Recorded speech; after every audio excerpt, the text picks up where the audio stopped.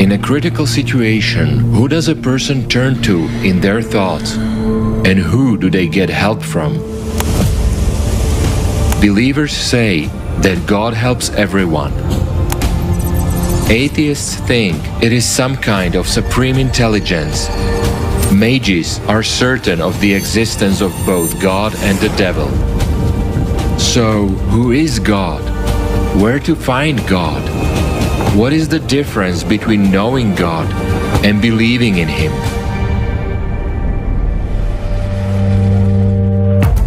In search of answers, people are left to their own doubts, but they still go both to church as well as to mages, just in case. Many atheist scientists, in the process of scientific discovery, have become the most devoted people to God. What irrefutable proof of God's existence have they found for their minds? Watch the 31st episode of the Kaleidoscope of Facts, Scientific Proofs of God's Existence. It's time to bring the truth back to people. Organized by participants of Allat International Public Movement.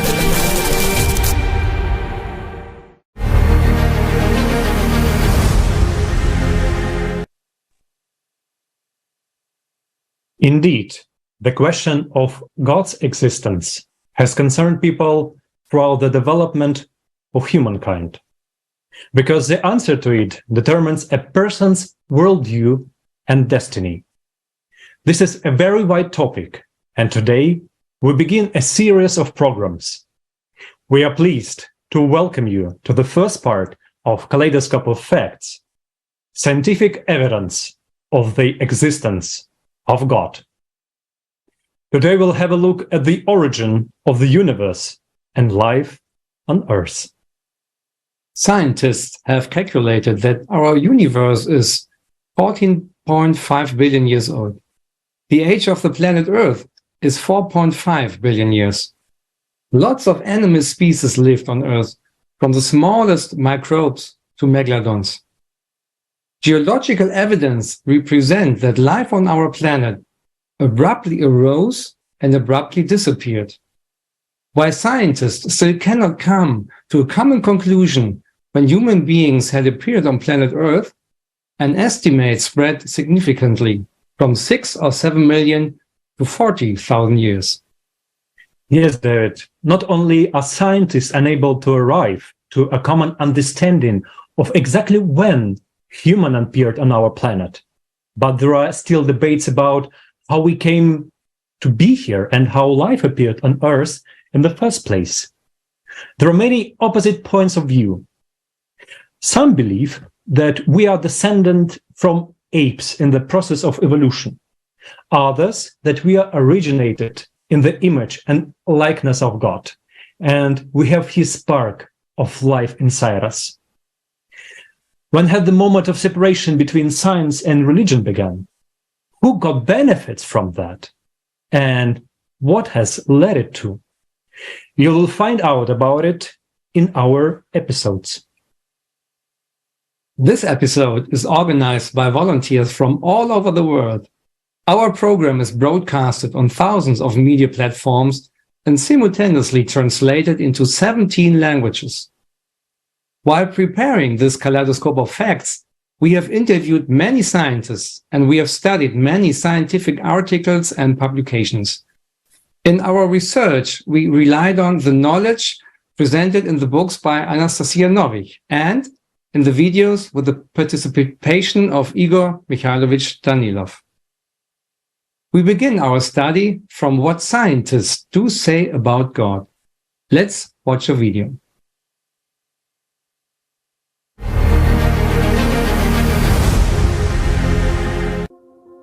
The history of our universe is 14 billion years old. Today's scientists are trying to understand what caused it. Was it an accident or a wise plan of the Creator? Since the age of 10, I have not received a single convincing proof that God exists. I don't know why some scientists believe in Him. They're in minority though. Where did the idea of God come from? That is a very interesting question. I, for example, am sure that the origin of God can be modeled on a computer. The very idea of God is a product of the human imagination. I am an atheist, regardless of the fact that I am a physicist. Among physicists, I can also find believers, so to speak. But, of course, there are more atheists among scientists. The basis of religions is faith. The basis of science is knowledge. The truth is that we still do not know the physical process, the pathway whereby chemicals turned into life. Nobody knows how just stupid atoms blundering around can turn into an information management system in which you have both digital and analog information being stored and processed. Now, for a long time, you see, if anybody had asked me what happened before the Big Bang, I would have given the conventional answer, which is the Big Bang was this singular state when all our equations go haywire and time and space, doesn't make any sense. Even the question before doesn't mean anything, you see.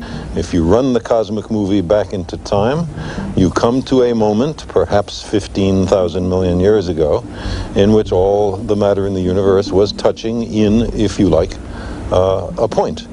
And a key unanswered and perhaps unanswerable question is, where did all of that matter energy come from? What was before that?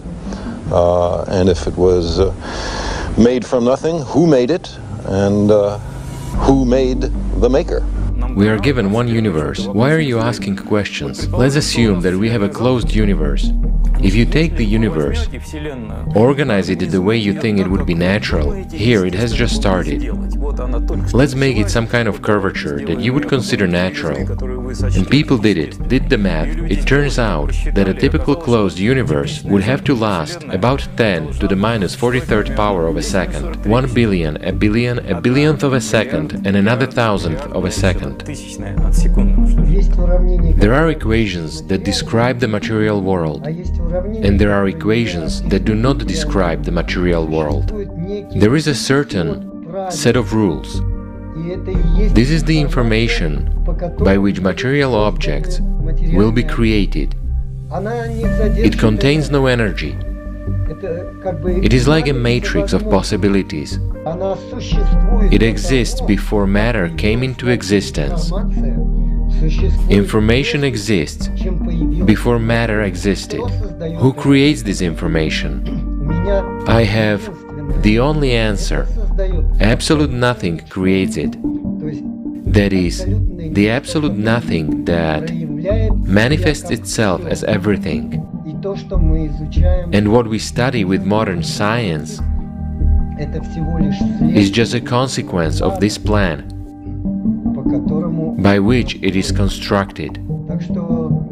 So information is the first thing that the Lord God does if He intended to build the universe or material world. And one thing we know from evolutionary field studies, if you've got a terrestrial mammal with an adult body size greater than 3 kilograms, that mammal species will go extinct before it can evolve into a different species. So it tells us that all these large body size mammals are special creation events. I don't know human origins, where we came from. I have no faith that these are our ancestors. They dig up bones and sometimes they find that next to some ancient man, say, or humanoid creature, there are the bones of a modern man. It turns out that man and ape are in opposite relations. The apes are downcast humans, losers.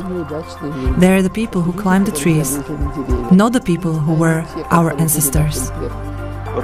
It turns out that there is a homonymic part to the workings of the genetic apparatus, but it has been ignored and obscured since the work of Francis Crick himself. And why is that? Because if we admit that there is such a linguistic difficulty called homonymy, we must acknowledge and understand the workings of our genome as an intelligent system.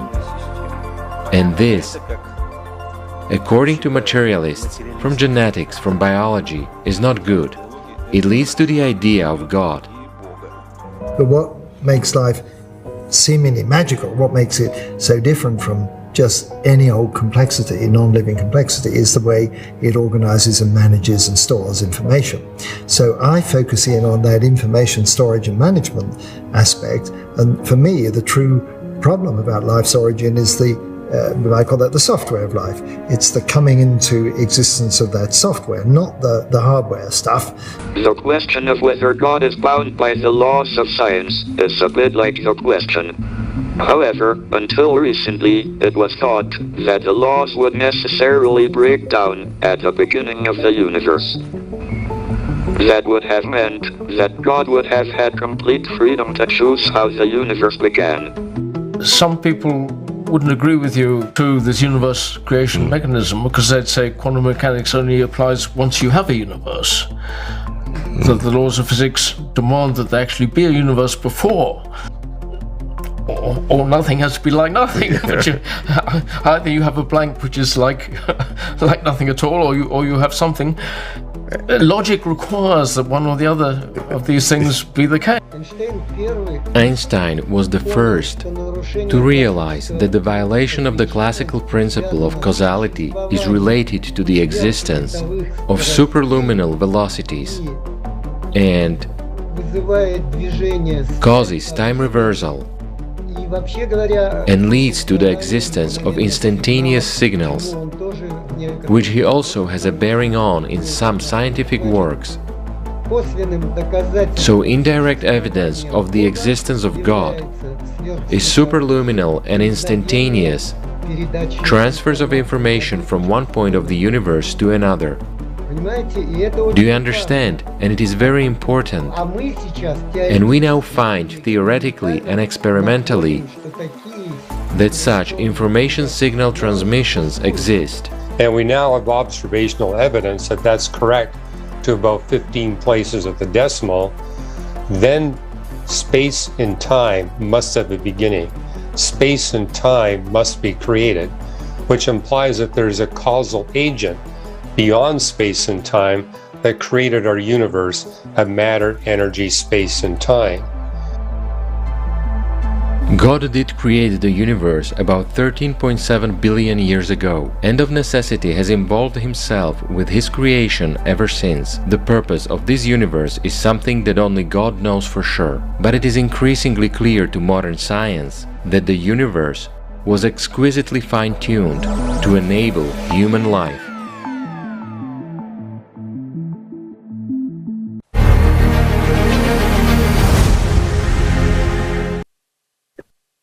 After watching this video, I remembered a very good rhyme just in this topic.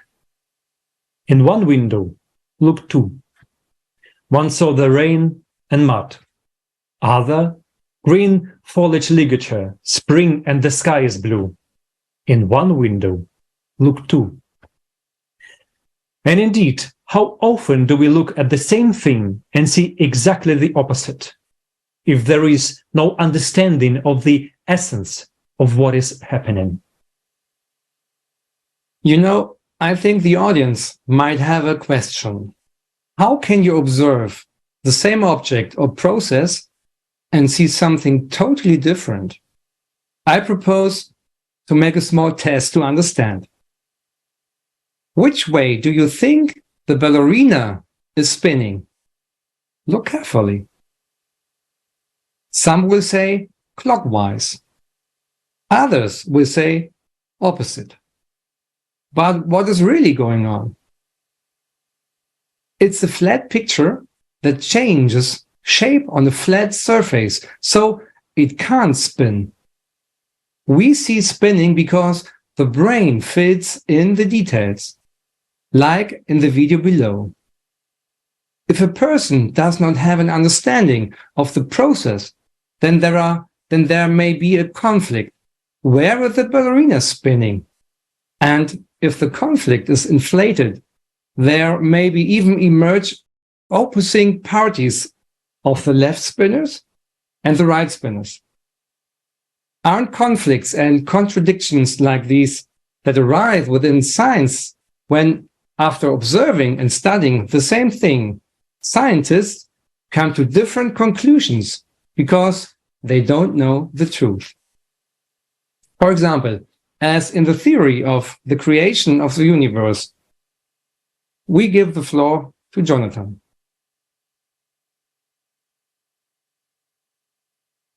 Thank you, David. The universe. Behind this word, there are hundreds of thousands of galaxies with billions of planets and a variety of life forms. We are told it all came from the Big Bang, but it wasn't the case always. The Big Bang concept is only about 100 years old. This theory replaced creationism, according to which our world has a creator, God, the creator. Later, many other theories emerged that either refine the Big Bang theory or had a completely different concept.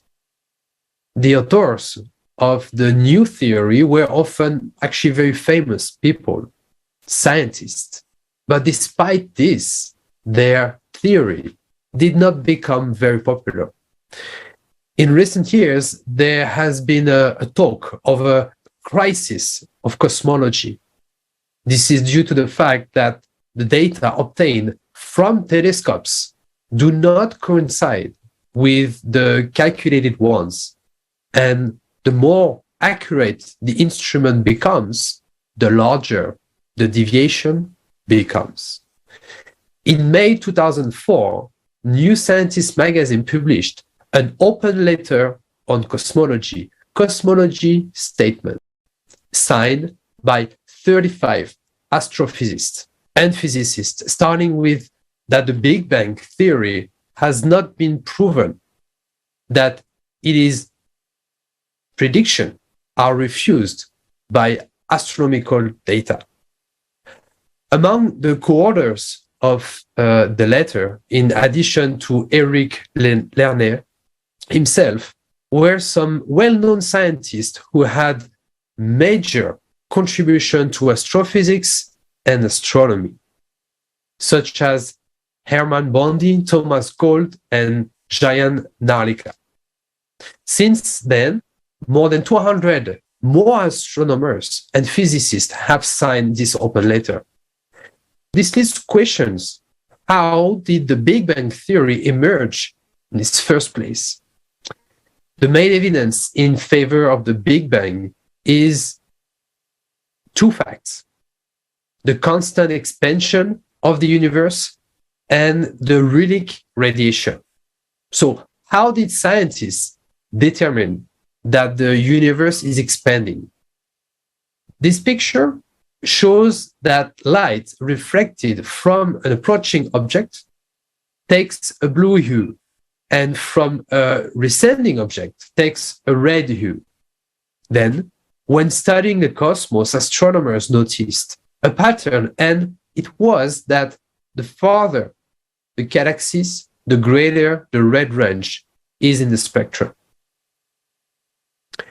This is the so-called redshift, which was theoretically predicted in the general relativity by Einstein and was confirmed in 1929 by Edwin Hubble from observation of many galaxies and their redshift. The redshift showed that galaxies were flying apart. This was followed by the assumption that all matter was once compressed into one point. In this picture, you see the Rayleigh radiation. As for the radic radiation, it is assumed to have originated from the primary plasma of the early universe. It had a spectrum peculiar to the black body with a temperature of 3 Kelvin, which is very close to the absolute zero. It should be understood that any explosion propagates energy in all directions equally, but precise measurements made in recent years have indicated that the radiation background that resulted from the Big Bang is neither homogeneous nor isotropic. In other words, not equal in all directions. The expansion of the universe is a scientifically proven fact which cannot be said about the Big Bang. At the moment, quite a few questions have accumulated from advocates of the Big Bang. The first thing that is confusing is the distribution of galaxies. In any explosion, a void is formed in the center and matter is distributed in the surrounding film. However, if we look at the distribution of galaxies in our universe, where we see that there is uniform distribution and absence of emptiness. All galaxies, by definition, are part of the meta-galaxy. All stars are combined into galaxies. Astronomers have not yet been able to detect stars that are not part of a galactic structure. Galaxies are organized into a large-scale lace-like structure with many voids.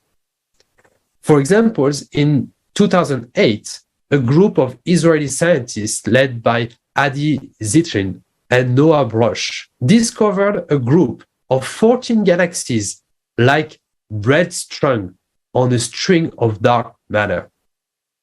Additional research have revealed another interesting point. After about 1 billion years of inactive existence, these galaxies began forming stars again, about 30 million years ago.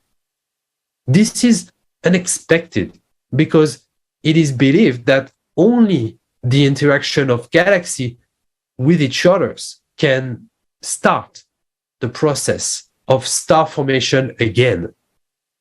These same dwarfs remain isolated from their neighbors. More recently, in 2020, the American astronomer Lior Shamir of the University of Kansas made the statement based on his data that if the universe has an axis, it is not a simple axis like a merry-go-round.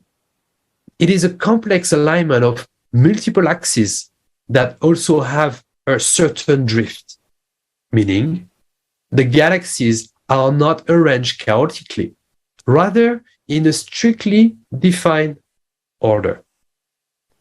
The researcher was interested in the question in which direction spirals galaxies rotate. They can rotate both clockwise and counterclockwise. And if the universe is truly homogeneous on a large scale, there should be an equal number of galaxies. So there should not be a vast region where an homogeneous cosmos populated predominantly by left or right star system. However, Shamir obtained unexpected results. When viewed from Earth, the number of left and right star systems differ by about 2%. This difference may seem quite small. However, we are talking about hundreds of thousands of galaxies. Lior Shamir was interviewed on our channel and talked about his research.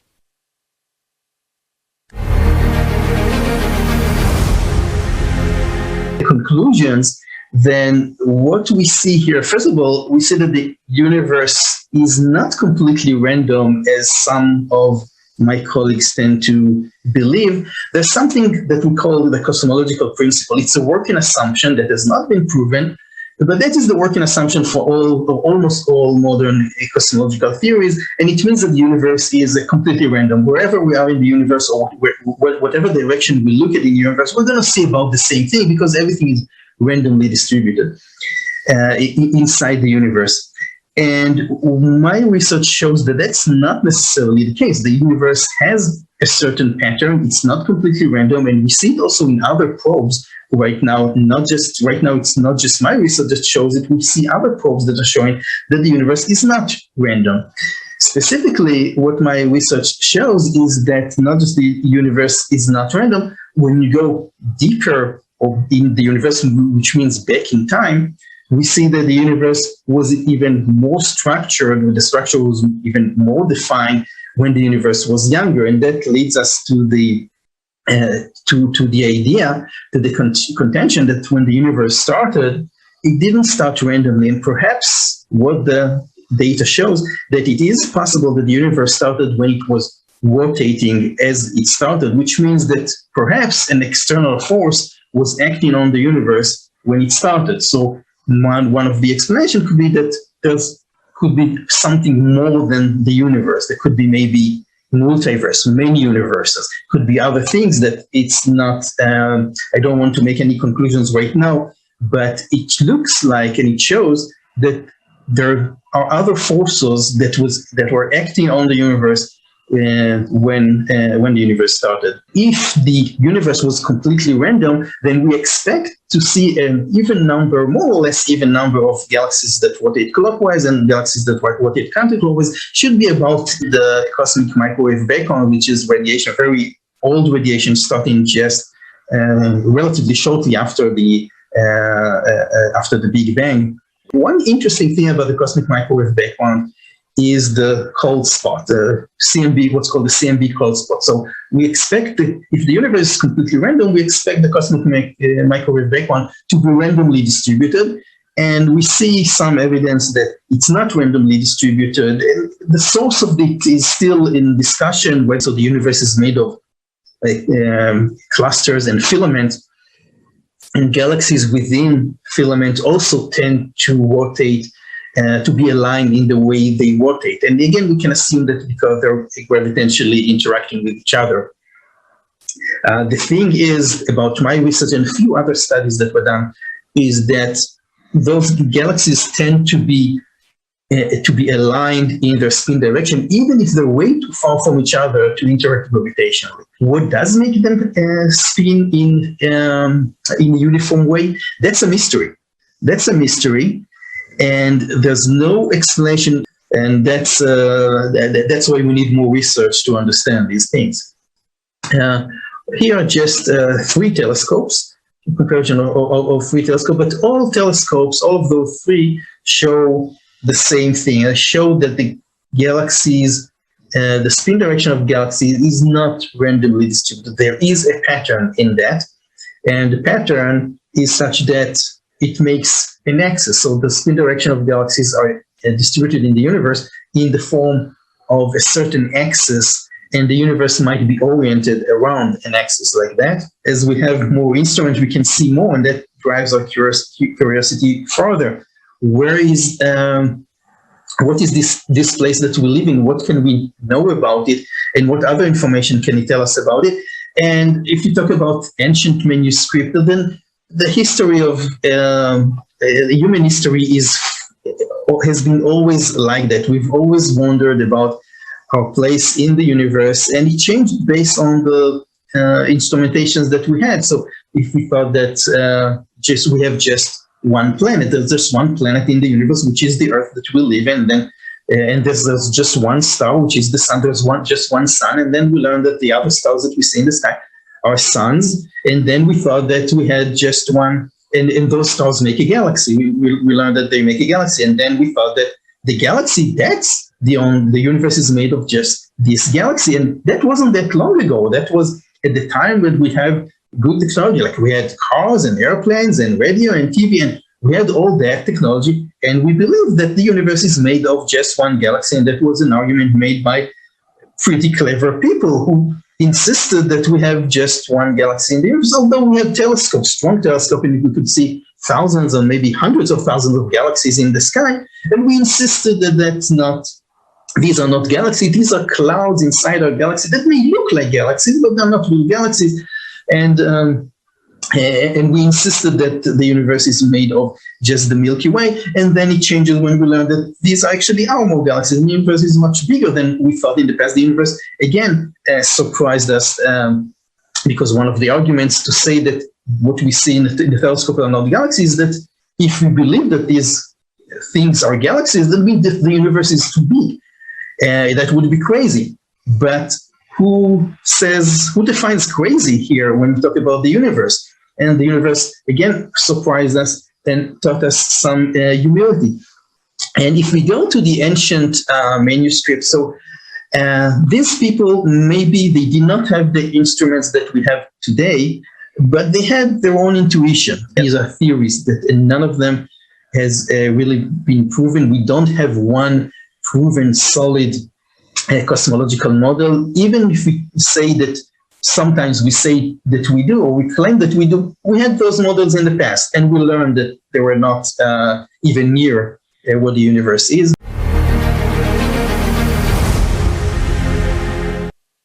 Thank you, Professor Shamir. It's really interesting information that the galaxies in our universe are not arranged chaotically. In other words, this arrangement cannot be the result of an explosion.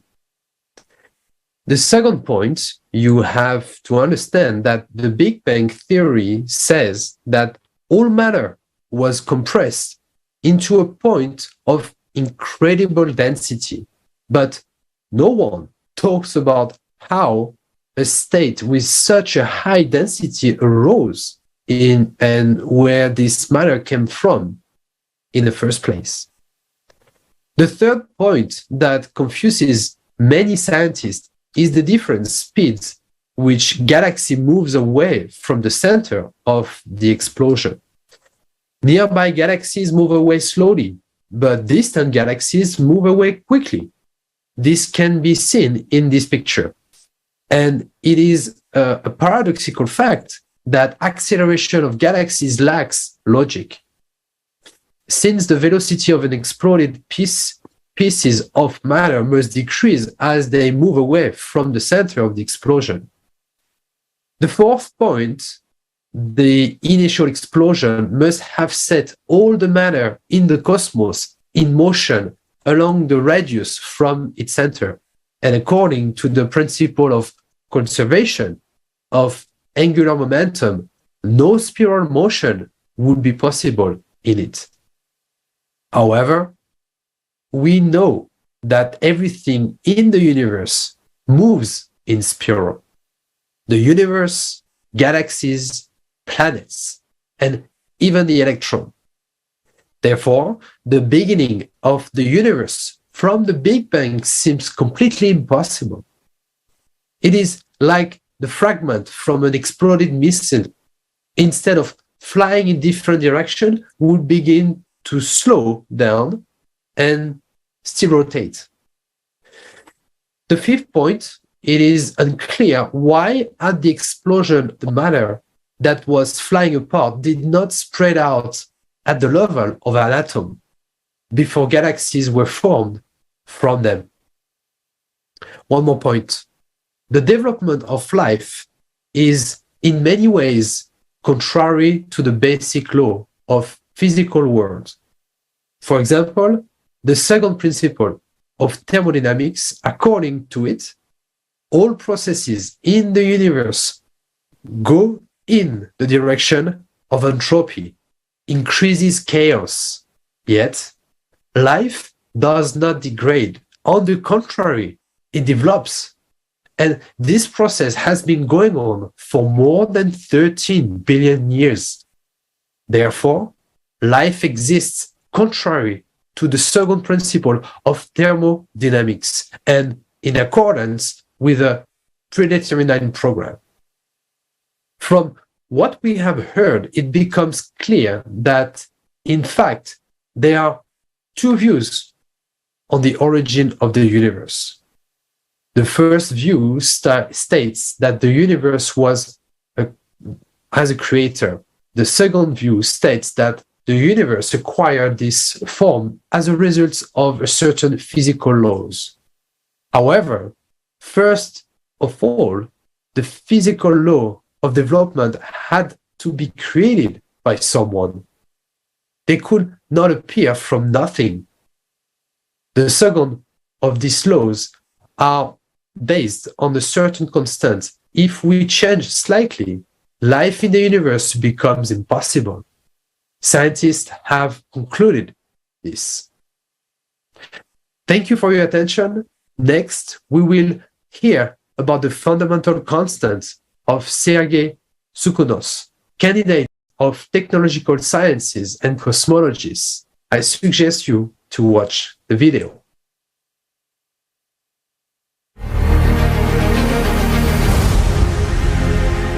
This idea of the Big Bang existed in the 20th century until a certain point, until in general scientists came to the conclusion that this exploding universe sooner or later is to collapse.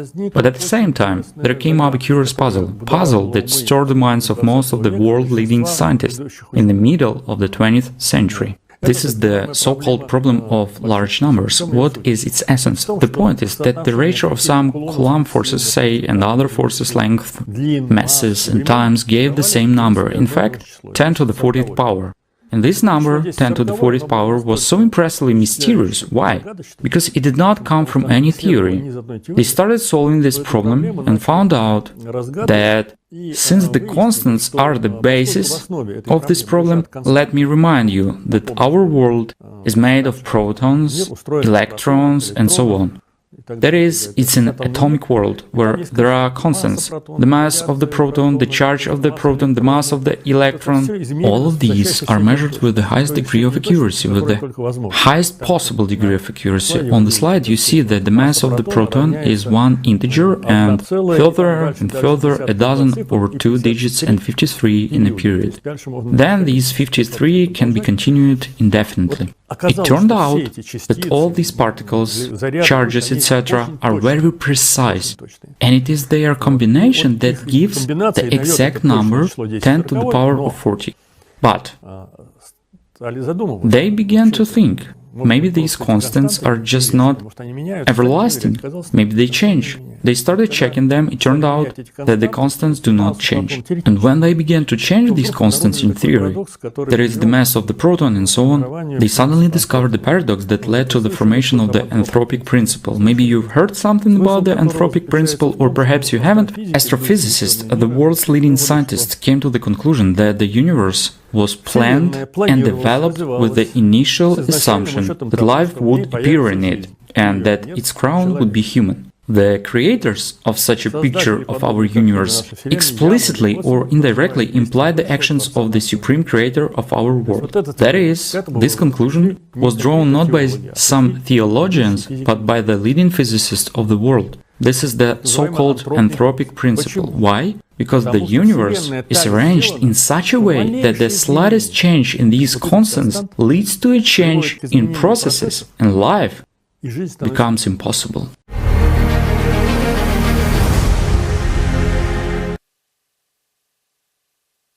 Hello, dear friends, and thank you, Jonathan and Sergei Ivanovich. So, the permanence of the value of constants is of key importance to us. And so now we will try to understand this question in more detail. So, an important feature of the structure of the universe is that the laws that exist in nature are mathematically precise, universal, and interconnected. The question, how did nature appear as we observe it, has been asked by many scientists, from the time of antiquity to Einstein and Heisenberg.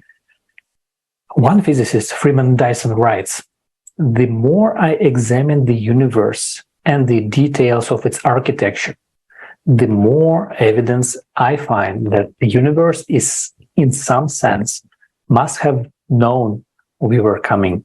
So, in other words, the laws of nature seem to have been created in such a way as to guide the universe to the origin and maintenance of life in it. So scientists have called this understanding the anthropic principle. That is, the anthropic principle says that everything in the universe is designed to give birth to life. This principle has been popularized by scientists such as Martin Rees, John Barrow, and John Leslie. The laws of nature and the properties of matter are mostly described by different equations. The basis of these equations are constants, the fundamental constants about which Sergei Ivanovich Sukhanov told us earlier. Well, currently, all known physical laws are based on the fundamental constants, and all fundamental constants are well defined. Well, these usually include the following parameters: speed of light, gravitational constant, Planck's constant, the mass of the electron, proton, and the charge of the electron.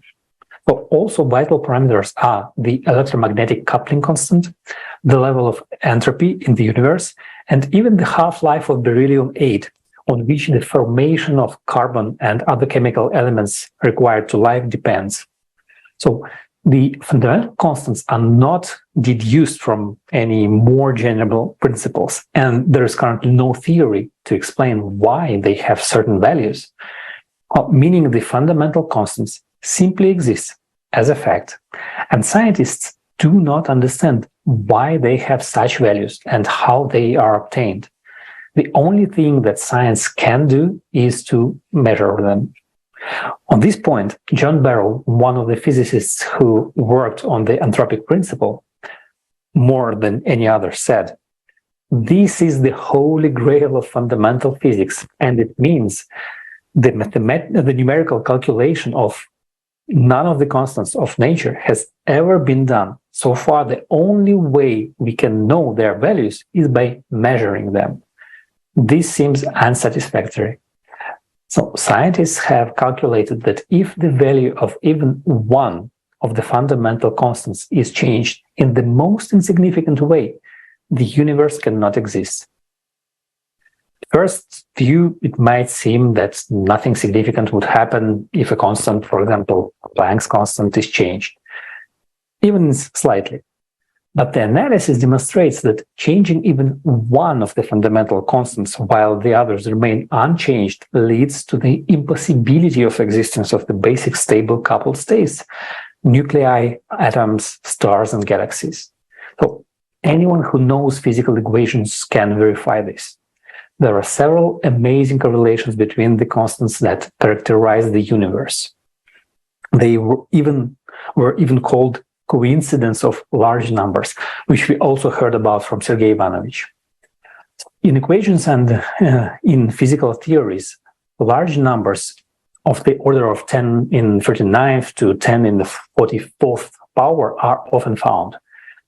And Paul Dirac was the first who paid serious attention to this specific feature, because these coincidences indirectly indicate the correlation of parameters of the microcosm and macrocosm of the universe.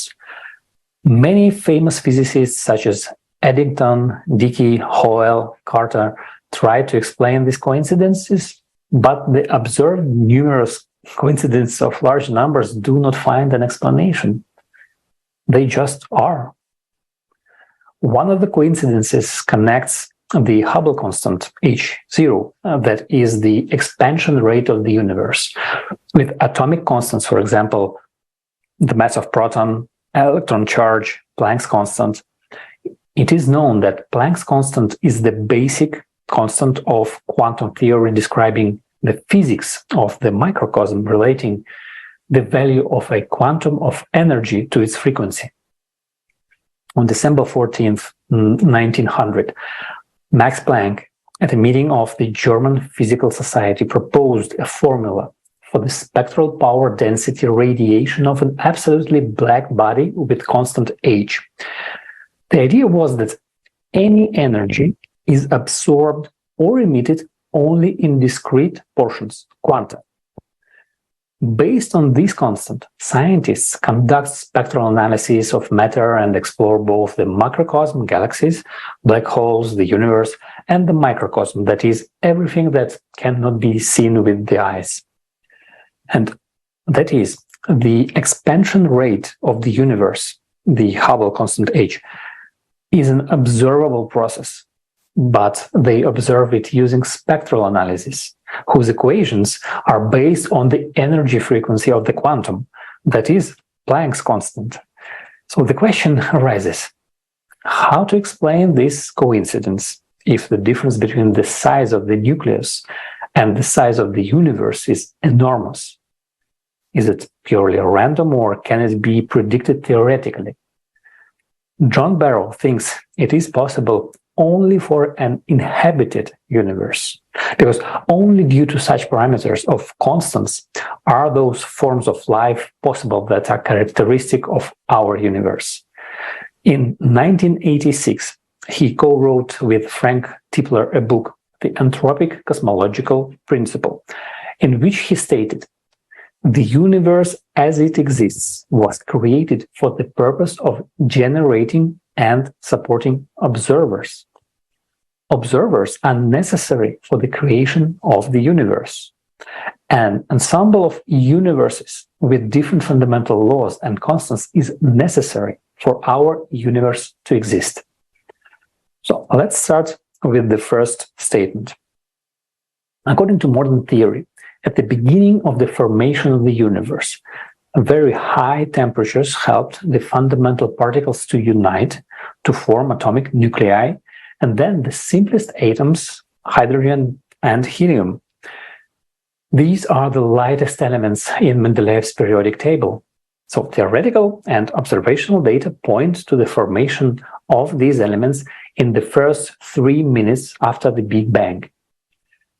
Information about the abundance of elements in nature is received from spectral analysis of the sun and the stars, as well as cosmic rays. The picture shows the ratio of the number of nuclei in the universe at different values of mass. Here we see that more than 99% of the mass of all atoms in hydrogen, 92%, and helium, about 8%, the variety of the rest of the 100 elements and their isotopes fits within a fraction of 1% of the mass of the matter of the universe. It is considered that they were formed later in the process of synthesis of the first two, hydrogen and helium. Well, naturally, the formation of other elements took some time, especially carbon, which is a core of biological life. Astrophysicist Robert Dicke noted this feature and in 1961 highlighted that the age of the universe, as we now see it, cannot be accidental. If the universe was 10% younger than its current age, there would not be enough time to create other elements than hydrogen and helium. This means that even the planets would not be formed, let alone biological life. You can see on the screen the periodic table showing the supposed time of formation of each element. So, if the universe was 10 times older than it is, most stars would be too old and would turn into white dwarfs, which means that stable planetary systems would come to an end since the star swallows all nearby planets before turning into a white dwarf. An important point is that today, the power of the nuclear interaction is strong enough to maintain the stability of the hydrogen nucleus. Thus, transformation of hydrogen into helium does not occur. Any increase or decrease in this interaction will convert hydrogen into helium.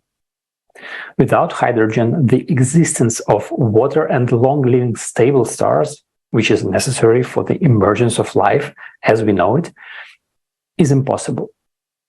So it means that our basic physical regularities, as well as the numeric values of the fundamental constants, are not only sufficient, but also necessary for the existence of matter. In other words, if you change something in physics, then not just minor quantitative changes will occur in the physical picture, but its foundation, the existence of basic states, will collapse. For example, if you slightly change the size of one part or a screw in a mechanical watch, then it will not work. Well, this example is not accurate, but it is used just for understanding the fine-tuning of the entire system, which is our universe. There are two explanations for this fine-tuning. So, some scientists state that fine-tuning is the evidence of divine design. Many others suggest that our universe is one of many parts of the multiverse, which our universe happen to have the right conditions for the existence of life.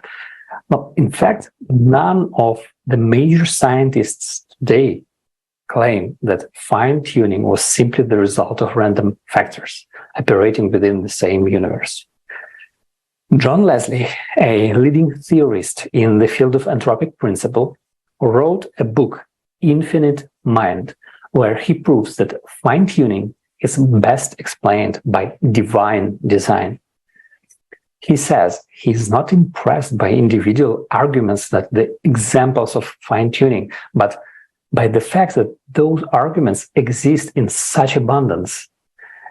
If then there were aspects of nature's workings that appeared very fortunate and also entirely fundamental, he writes, then these might well be seen as evidence, especially favoring belief in God. Well, theory of the multiverse is put against the idea of divine design, but it seems obvious to me that the existence of a multiverse does not remove the question of a divine source. Cosmologist Martin Rees is one of the most famous proponents of the multiverse, and he said fine-tuning can be explained by the hypothesis that there are many universes with different laws and physical constants. And it just happens that our universe belongs to the kind of universes that are suitable for the emergence of complex mechanisms and consciousness. Rees attracts attention to the fact that these ideas about the multiverse are highly hypothetical and need a theory that coherently describes physics of ultra-high density and structures of elements of additional dimensions. We learned interesting information on this topic from the video about the spiritual world with the participation of Igor Mikhailovich Danilov. Well, let's watch a fragment of it right now.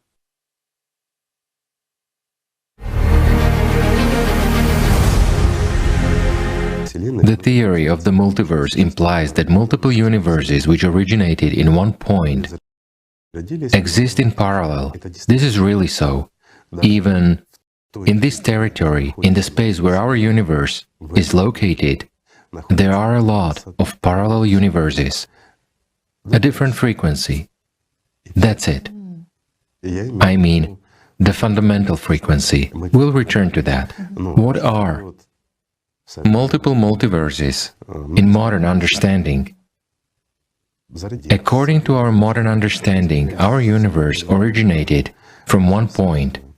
There is matter, there is antimatter, there is a different frequency of vibrations and interactions, and they just don't mix, but everything occurs sort of in parallel with a slight deviation. In other words, in parallel to this universe based on modern theories of the multiverse, there is also Tatiana everywhere. Let's say there are dozens of these universes and dozens of Tatianas in these universes. In our universe, in our three-dimensional reality, Tatiana is sitting here asking me questions, and we are talking with her and with you. Whereas somewhere in a parallel universe is the other way around. Tatiana is sitting here, I'm asking her questions, and she's answering. Or she's sitting behind the camera. Or she's sitting behind the camera, or she's busy with something somewhere, while somewhere else she hasn't arrived yet. Right. That is a multitude, yet it is still Tatiana everywhere. It's very funny and silly. Why? Because there is such a notion as individuality.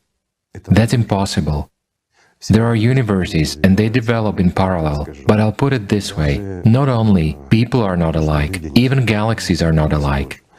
Yes, there are various forms of life, the laws are approximately the same. There is spiral development, well, everything develops according to the same patterns, but Even galaxies are not similar to one another. You know, I'll give you an example. For understanding, it is very simple. We take a black background, a speed camera, and a spoon of dry flour. We toss it and shoot on the speed camera. We will toss the spoon 1,000,000 times, and 1,000,000 times we will have a completely different picture. That is, the flour when falling down, the suspended material will produce a completely different pattern. Whether we toss it 1,000,000 times or 1,000,000,000 times, we will never achieve absolute sameness. That's the essence of multiverses.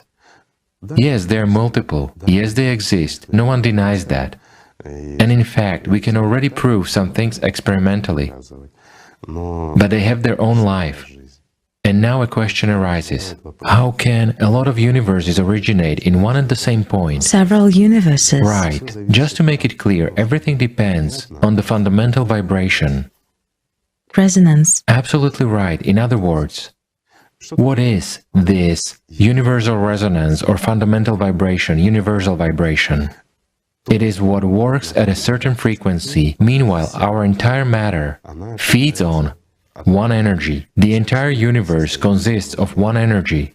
I understand there are numerous questions now. No, we have a great number of emanations that originate from this kind of energy, which has begotten everything, and everything is created upon it, and thanks to it, everything exists. Only afterwards, a variety of those kinds of energies appears, and this variety produces completely different resonance. Therefore, each of us has his or her own shape. If we look at the micro level of our DNA and RNA as an information structure, we will see the difference in resonance, not only the position of proteins and molecules, but we see the difference even in that very resonance of interaction in our DNA, say, of my body and Tatiana's body. They will work at their own frequencies. They will resonate with each other, but they will never work jointly. Why? We would not be even able to create conditions for her DNA and my DNA to work in one resonance, otherwise they would mix. This is very simple, but if we look at what is located much deeper, beyond the quantum limit, we will come to that energy which works at the universal frequency, that is, we will come to the universal resonance. It was called in different ways, but from time immemorial it has been called the powers of Allat. In other words, a single drop of Allat begets our entire universe. So this point is partially true, that the universe emerged from one point.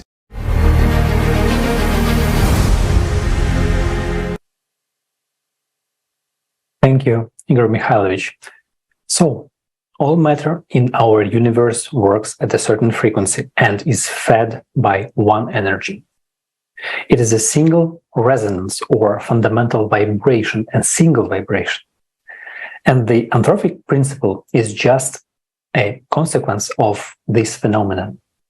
Remember, I said we can only observe the fundamental constants for now, because scientists have not yet found the beginning from which everything comes. Our science is the science of observation, and it just observes the fact that all matter in our universe comes from one type of energy. In an interview, Stephen Hawking, an English theoretical physicist, cosmologist, and astrophysicist, said, "The overwhelming impression is of order.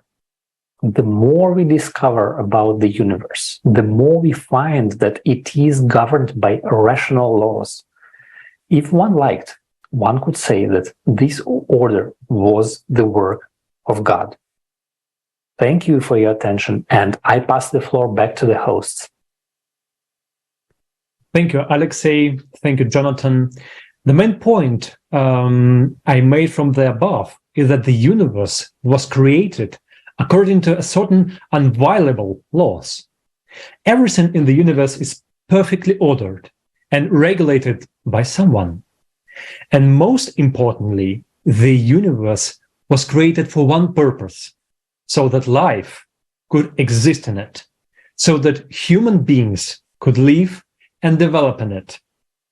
And it turns out that a human being is the main creation. If everything in the world is ordered, Then how does the diversity of living forms arise? Evolutionists claim that this is due to natural selection. But is this really so? Let's watch the next video.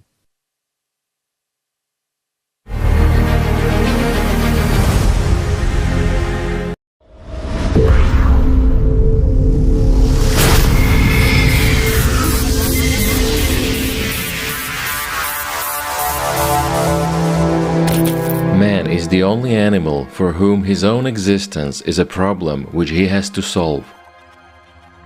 Eric Fromm.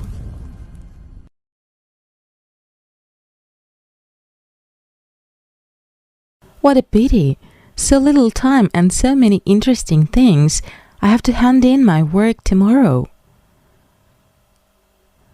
The origin of life on Earth. Basic theories. Refutation of creationism as a possible theory of the origin of life on Earth.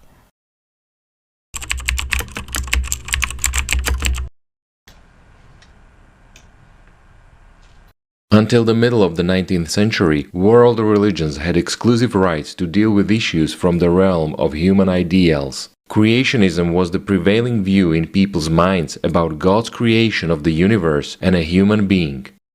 The year 1859 became a turning point. Since then, science and those who conveyed the results of research to the general public would take control over the ideals of millions. Thereafter, the theory that determines the worldview of a significant number of people will be the theory of the random origin of all life on this planet, and even humans, by the blind path of evolution. This hypothesis was put forward by Charles Robert Darwin in his Origin of Species by Means of Natural Selection.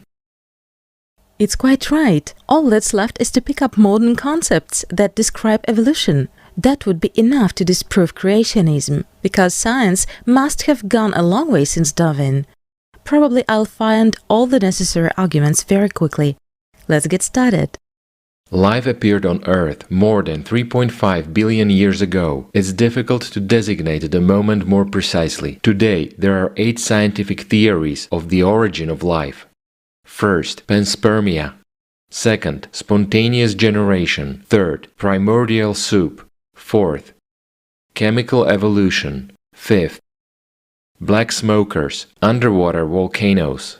Sixth, protocells. Seventh, RNA world. Eighth, endosymbiosis. First, panspermia. The hypothesis about bringing life to Earth from other cosmic bodies has many authoritative defenders. The great German scientists Hermann Helmholtz, the Swedish chemist Svante Arrhenius, the Russian thinker Vladimir Vernadsky, and the British physicist Lord Kelvin stood on this position. But whatever their arguments, the question remains: how did the life that came to us from space appear? Second, spontaneous generation is the spontaneous origin of highly evolved living matter from non-living matter. For example, flies were thought to originate in rotting meat. This theory of spontaneous generation, formulated by Aristotle, was dominant in medieval Europe. It ceased to exist after experiments of Louis Pasteur, who proved that even fly larvae need parent flies to emerge. Spontaneous generation should not be confused with modern theories of the abiogenic origin of life. The difference between the two is fundamental. Third, primordial soup. This concept is closely related to the classic experiments conducted in the 1950s by Stanley Miller and Harold Urey. In the laboratory, scientists simulated the conditions that might have existed on the surface of the early Earth and obtained some amino acids, sugars, lipids, and precursors of nucleic acids. Fourth, chemical evolution. The theory describes how simple organic substances evolve into precursors of life under the influence of external factors. The basic concept is water-carbon chauvinism, where water and carbon play a key role in the emergence and development of life. Fifth, black smokers, underwater volcanoes. According to this hypothesis, life could have originated in the depths of the ocean, where there was enough minerals, heat, and energy to develop. Underwater volcanoes may have been the germs of life on the planet and served as the basis for the development of unique ecosystems. Sixth, protocells are hypothetical cells that appeared in the early stages of life on Earth. They may have consisted of droplets of hydrophobic lipids. This protocell contained media protected by a membrane for reproduction of RNA or other molecules. Seventh, RNA world. The RNA world hypothesis suggests that RNA may have been the first molecule of life capable of chemical evolution. RNA macromolecules can store, transmit information, and catalyze reactions. Studies show that RNA molecules can self-replicate and evolve. Eighth, endosymbiosis. Life on Earth originated through the fusion of different organisms. Chloroplasts and mitochondria, respectively responsible for photosynthesis and for oxygen consumption, are endosymbionts. Bacterial cells that have been taken over by other organisms and left to live within them. This hypothesis has been proven and extended. Today it is recognized as a repeatedly proven theory. Interesting. These are all modern scientific theories on the origin and development of living matter. That's a lot. Perhaps they have common features. I'll try to combine the theories according to the stages of development of the evolutionary process and show how new living forms developed at each stage. But first, it's necessary to separate the theories describing the place of origin of life from the ones describing the process itself. What does it matter where life has originated from, the universe or right on Earth? The process must be the same because the laws of creation are the same everywhere. Therefore, I can discard the first two theories right away. These are panspermia and spontaneous generation. Spontaneous generation was rejected after the experiment of Louis Pasteur. And I will not consider panspermia because there must be the same process on Earth as in space. If I understand how it happened on Earth in the same way it could happen everywhere in the universe, so what's left? So, three basic steps will remain.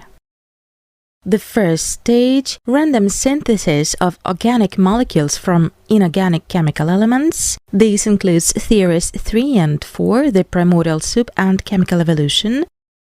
The second stage, synthesis of the central information structure of living matter and emergence of primordial cell. These are theories 6 and 7. The third stage, evolution from protocell to human. This is the theory of endosymbiosis and, in fact, Darwin. That's all. I have a theory for each stage. Now I just need to collect information and creationism will be finished forever.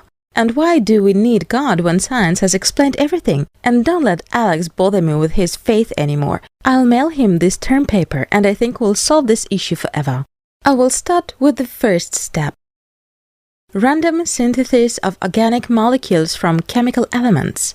This is the key step of evolution. After that, everything will go like clockwork. The simplest cell, multicellular organism, protozoa, fish, and so on. An issue of the origin of life on Earth is being focused upon a lot. Everyone knows that the material basis of life is organic compounds. Therefore, one of the key problems in the issue of the origin of life is chemical evolution. That is the formation of complex organic molecules from simple inorganic compounds, in other words, abiogenic processes. With the help of radiospectroscopic methods, it was proven the presence of bricks of living matter in open space. Those are such complex organic compounds as formaldehyde, cyanoacetylene, and formamide. This suggests that Earth may have contained organic compounds even at the stage of its formation. Most theories begin with the first stage being the formation of complex organic compounds in the atmosphere, hydrosphere, and on Earth's surface from inorganic components. This chemical or abiogenic stage preceded the biological stage, which in turn began after the emergence of cells. The transformation of stable inorganic molecules into organic molecules requires energy. According to scientists' assumptions, the source of energy at this stage could be solar radiation, including ultraviolet, radioactive decay of unstable isotopes of the Earth's crust elements, electrical discharges, lightning, collisions with meteorites, and volcanic processes. It is also believed that it was photochemical processes, chemical reactions that are initiated by the exposure to electromagnetic waves, that led to the conversion of inorganic compounds into organic ones in different media.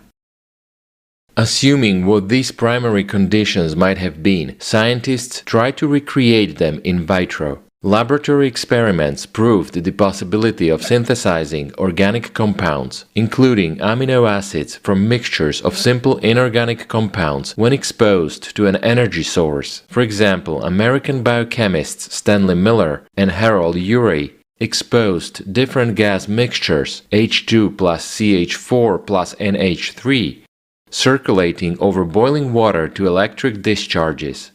As a result, urea, methylurea, some organic acids and only 6 amino acids were found. At least at certain stages of evolution, there was a possibility of areas with an increased concentration of these simple organic compounds. However, the mechanism of synthesis of more complex organic molecules, either in the primary atmosphere or in the experiments described above, has not been definitely ascertained. So, well, the mechanism is not ascertained. Does it really mean that I can't explain the very first step in terms of exact scientific proof? That's too bad. All the subsequent steps of evolution hang in the air. So what do we have?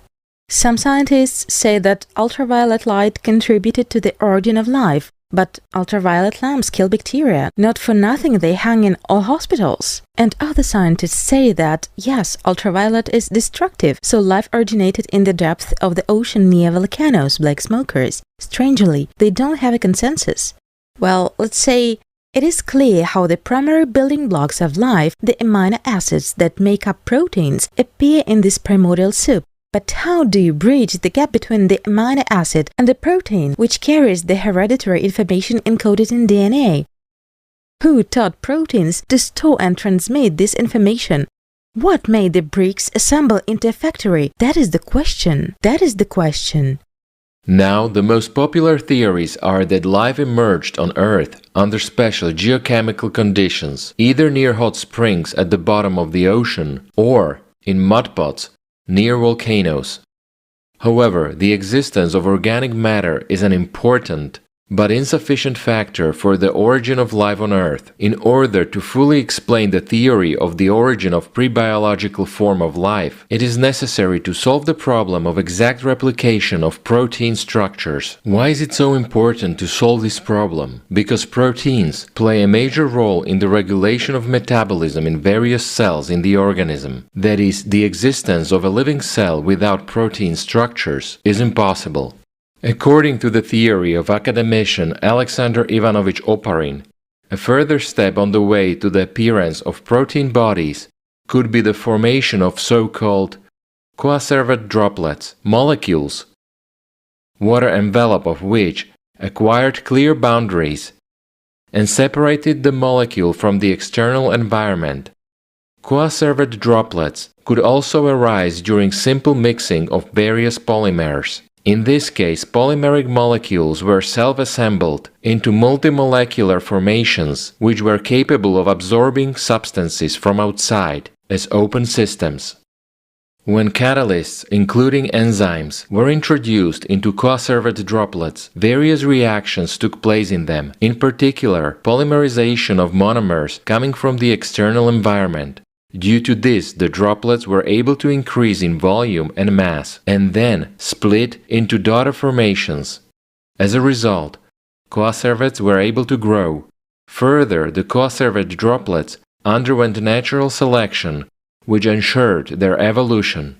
Now, the Oparin-Haldane theory is considered to be outdated because it cannot explain such a property of living organism as reproduction. In the scientific discussion, the Oparin-Haldane theory has been replaced by the RNA world hypothesis.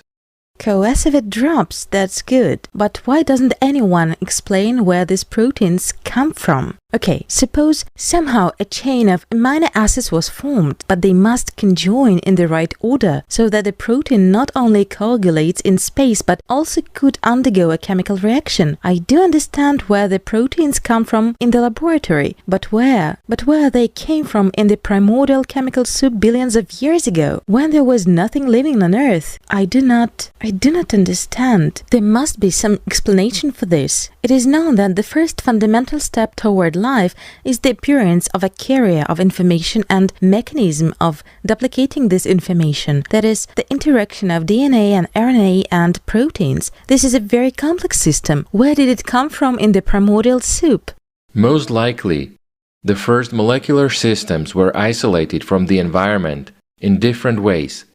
Groups of molecules could, for example, be held together on dust particles or some mineral surface. However, it is possible that already at that time the most primitive systems had a real membrane shell, just like modern cells. But what was inside these cells? It turned out that RNA molecules claimed the role of stuffing. Now the term RNA world is found in many publications on the origin of life and has become almost a winged word, as has the term primordial soup. The RNA world theory, or more correctly the RNA world hypothesis, suggests that it was this molecule that gave rise to life. After all, it was these molecules that could not only reproduce themselves, but also perform all the other reactions necessary for the existence of the cell. Neither DNA nor protein alone were capable of this.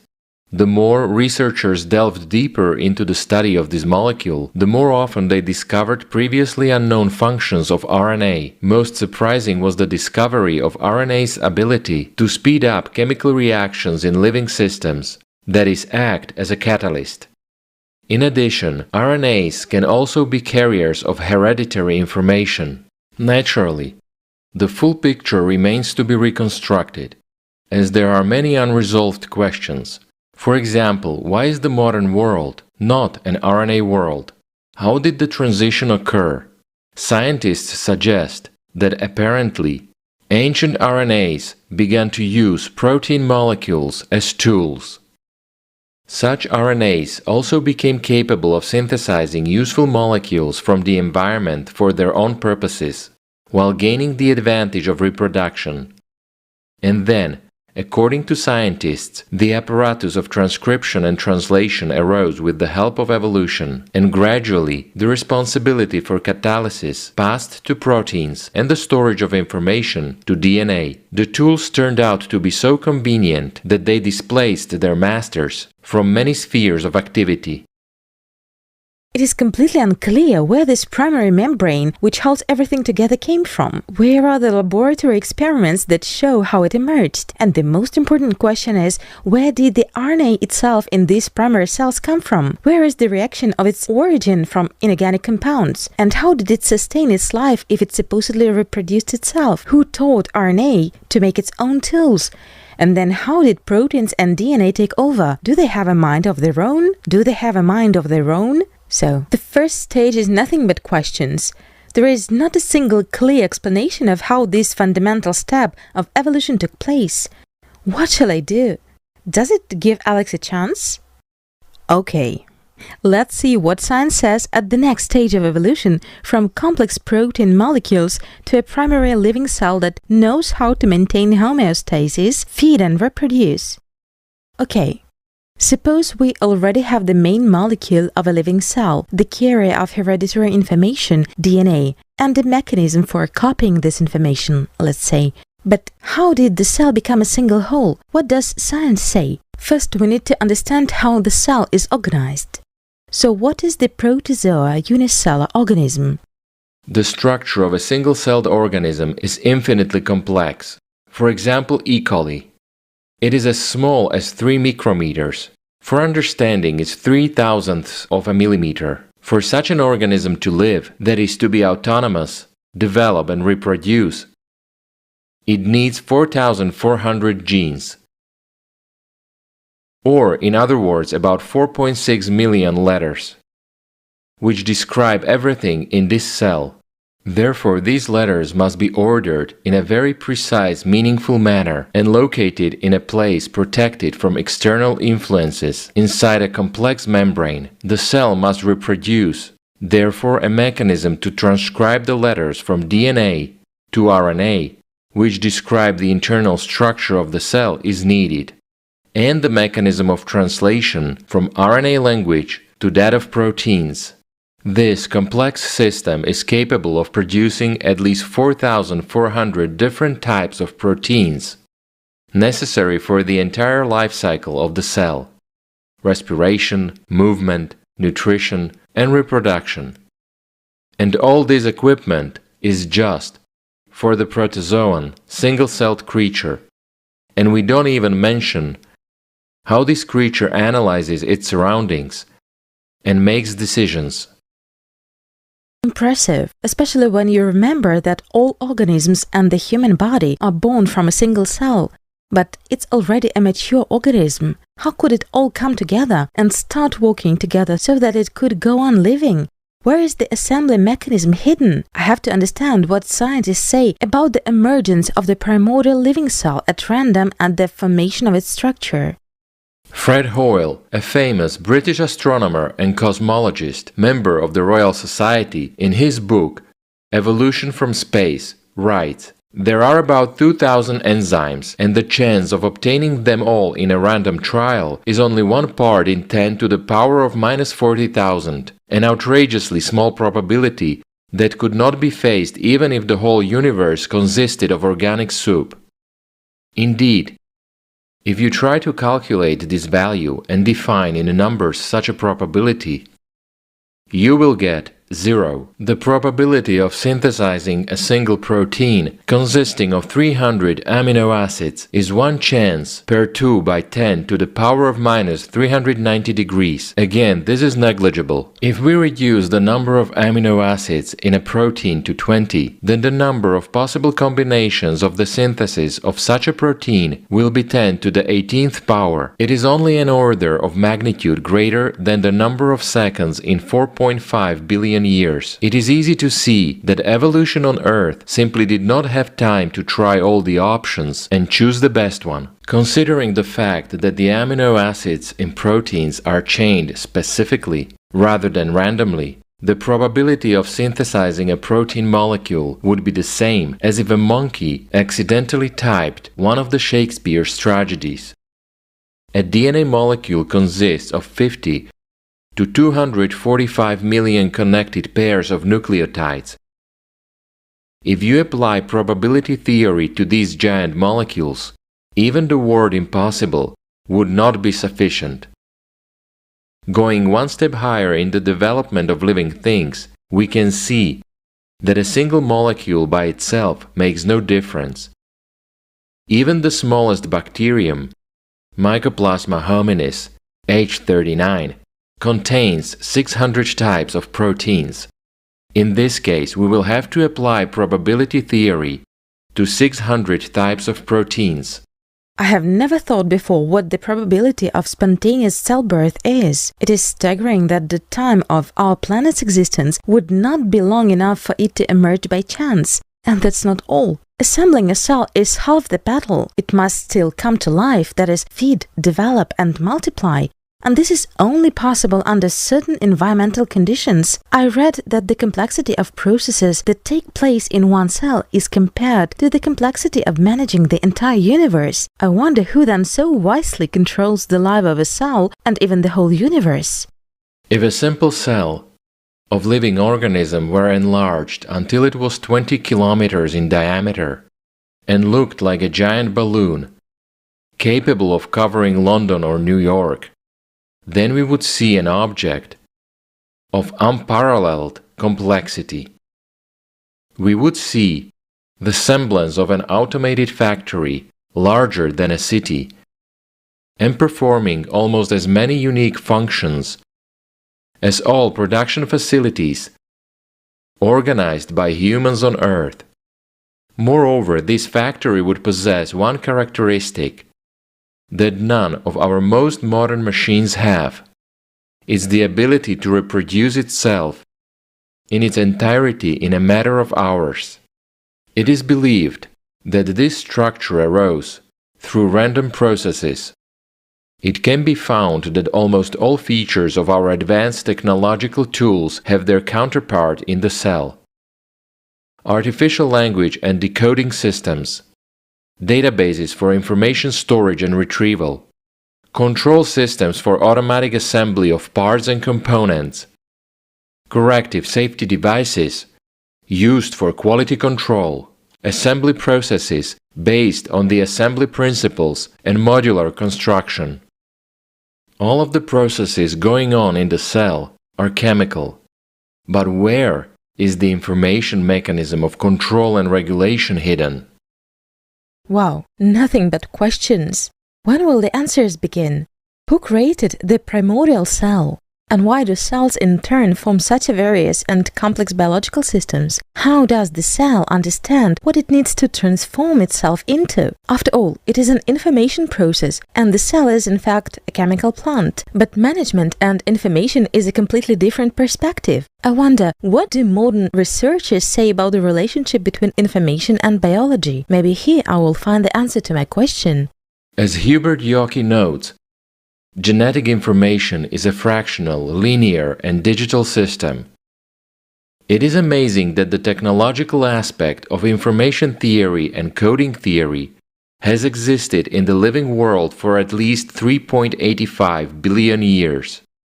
How could nature create this super complex system by itself 3.5 billion years ago, even before there was life on Earth? That is, before the selection mechanism started working. How could this code, which is the only key to life on Earth, have emerged on its own, worked from the beginning and never evolved since then? All these questions remain unanswered. Doctor of Biological Sciences Peter Petrovich Garyayev conducted a detailed analysis of the genetic code model and made a conclusion that DNA, RNA, and proteins are actually texts, in the real sense of the term. An embryo, developing from a single cell, zygote, has some textual instructions to its cells, how to behave and what to do, but these are not complete instructions. Imagine that you are building a house and have textual descriptions of all the building materials, their quantity, weight, color, consistency, strength, etc. But there are no blueprints of the house, and you can't build a house without them. It is the same in the process of building a body of a human, an animal, a plant, etc. Numerous and different blueprints are needed. Where are they, and what are they like? These blueprints are chromosomes. Chromosomes are coiled into spiral DNA molecules. Chromosomes of each cell are a holographic nanobiocomputer, controlling strategic processes of organism development and its maintenance in normality and in the adult state. In other words, we see non-linear repetition of the same phenomenon, function, structure in different scale dimensions.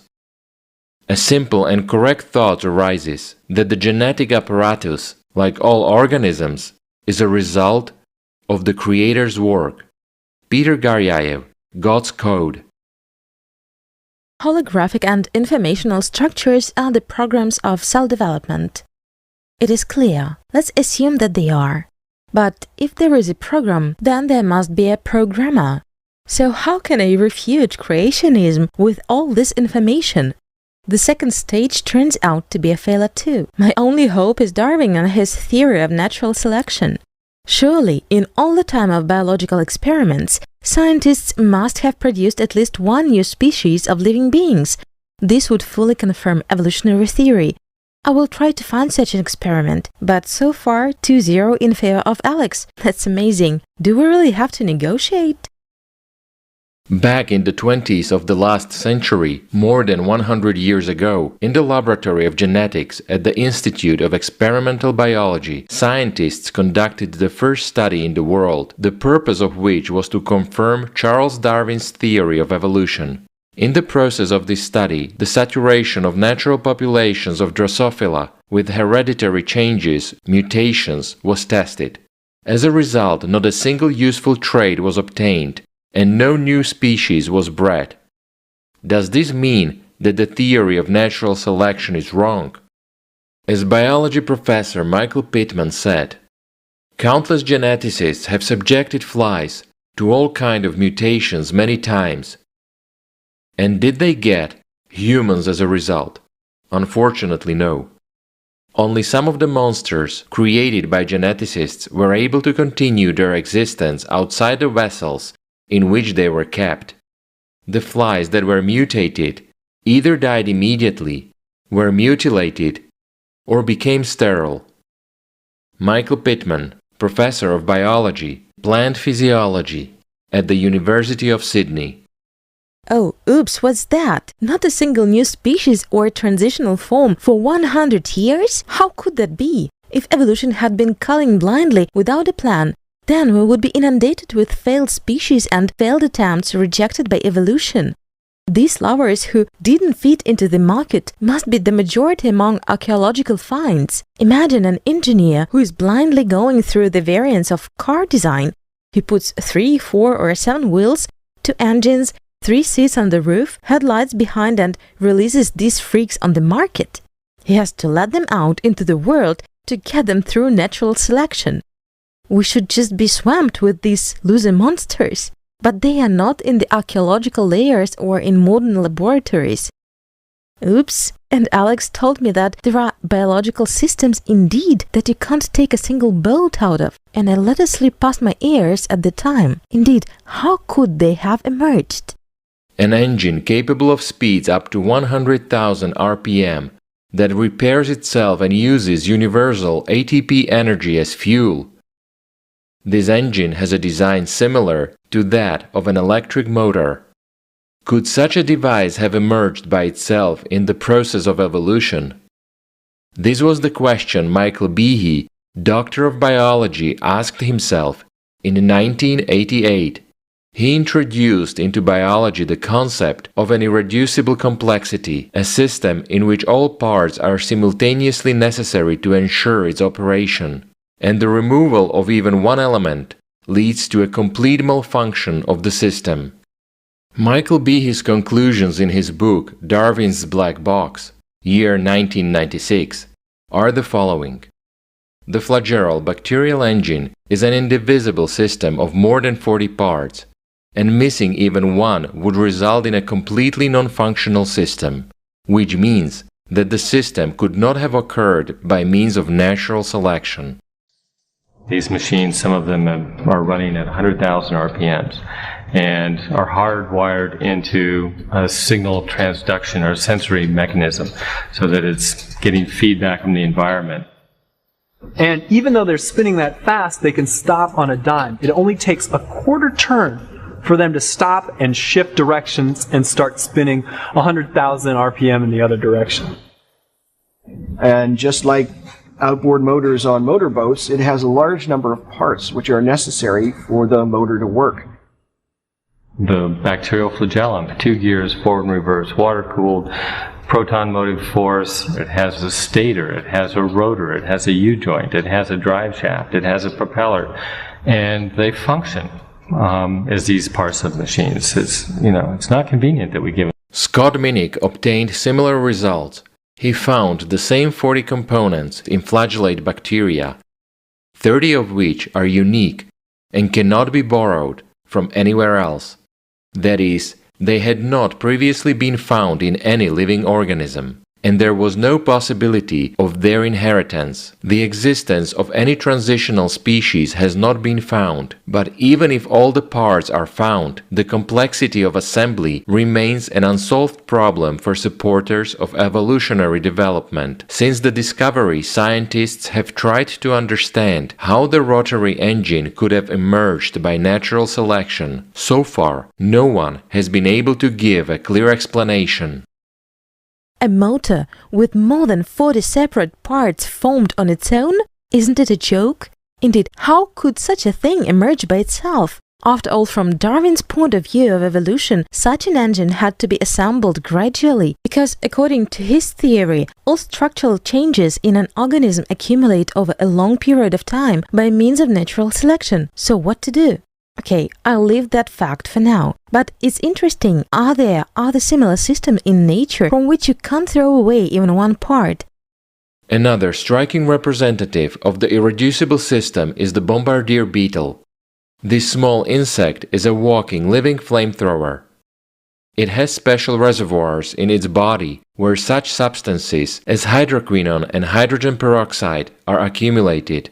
In case of danger, this mixture is pushed into a narrow passageway where it is enriched with special enzymes.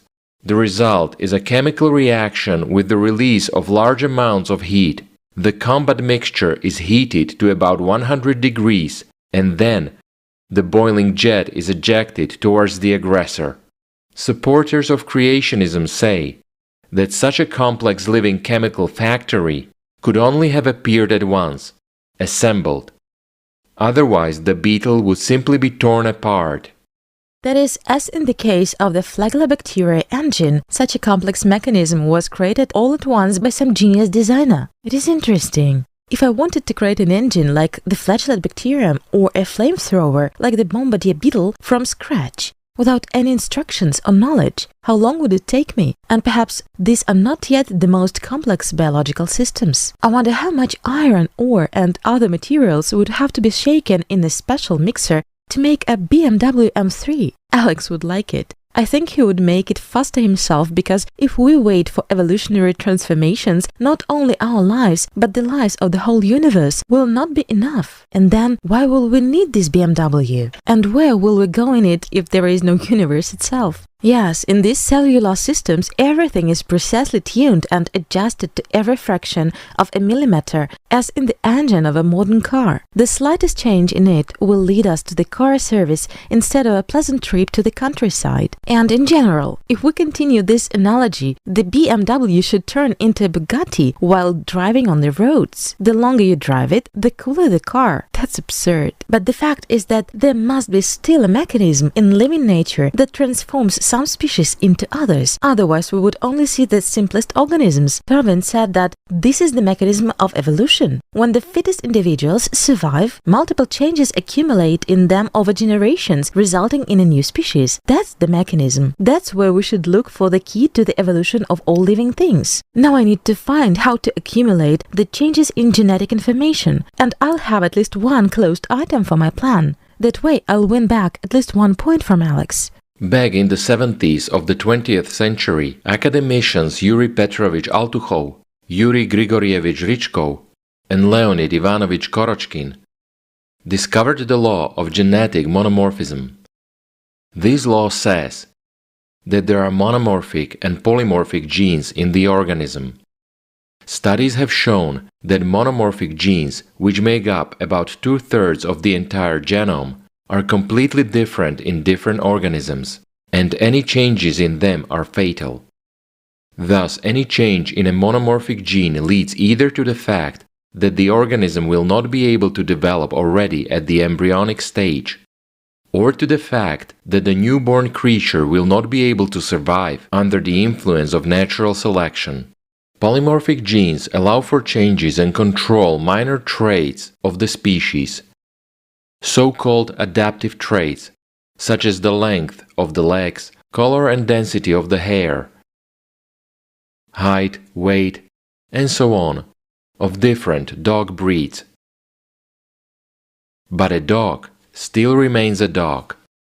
The discovery of this law shows that the accumulation of genetic changes is only possible within a species. However, any changes in monomorphic genes, which concern vital functions and distinguish a given species from other species, are lethal. This puts a ban on the transition of one species to another. That is, the dog as a species can never become a cat or a horse. But intraspecies differences can be very significant. They are manifested in a large number of breeds. Having studied genetic processes in natural populations of animals and plants, as well as paleontological material, Yuri Petrovich Altukhov and his colleagues showed that any population aggregate has an amazing stability in time and space.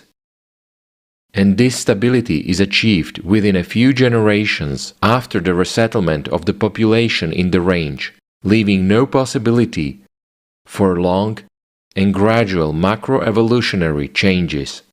What a pity! Now Darwin is screwed. Someone has installed fuses in the DNA molecules that prevent a frog from becoming a princess.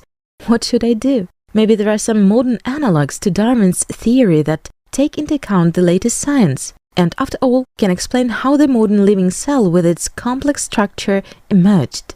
Scientists ask themselves the question, how did the very complex structures inside modern cells appear in the process of evolution? To solve this question, they put forward an endosymbiotic theory. The fact is that structures such as mitochondria in animals and chloroplasts in plants perform key functions in the cell. They are in many ways similar to the cells of bacteria. Therefore, scientists explain the appearance of mitochondria and chloroplasts by the successful symbiosis of some hypothetical free-living bacteria with animal and plant ancestor cells. These bacteria first began to live inside another cell and then in the process of evolution turned into these cellular structures, closely embedding themselves inside the metabolism of the host cell.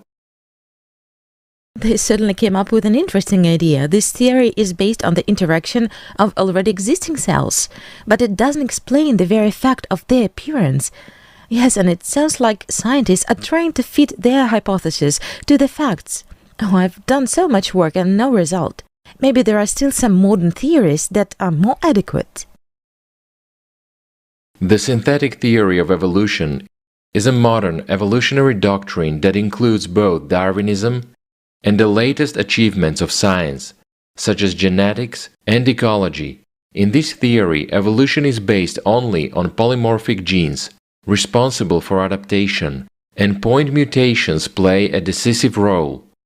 But any disturbances in monomorphic genes are lethal. Therefore, the formation of new species can occur only through major, systemic rearrangements of the monomorphic part of the genome without disturbing the genes themselves, that is, through hybridization.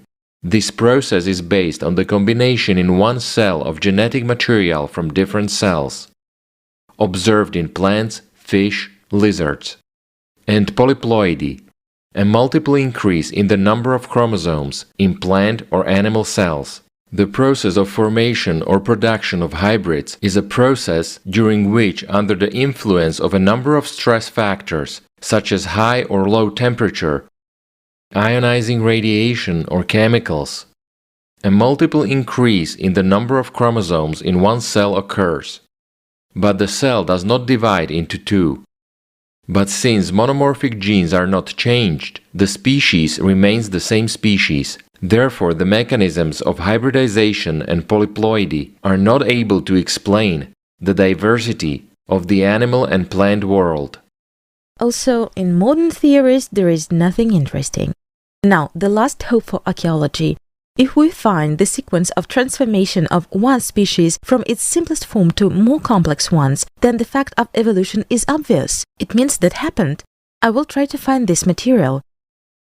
What is this? It gets even more interesting.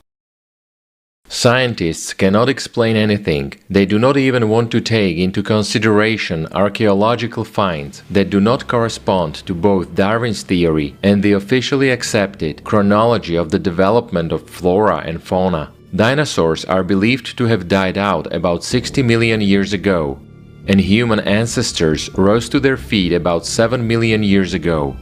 That is, dinosaurs and humans could not intersect. Then how to explain these artifacts? Petroglyphs.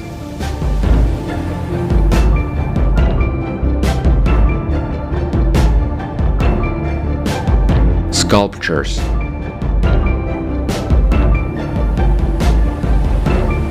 Paintings. And mosaics.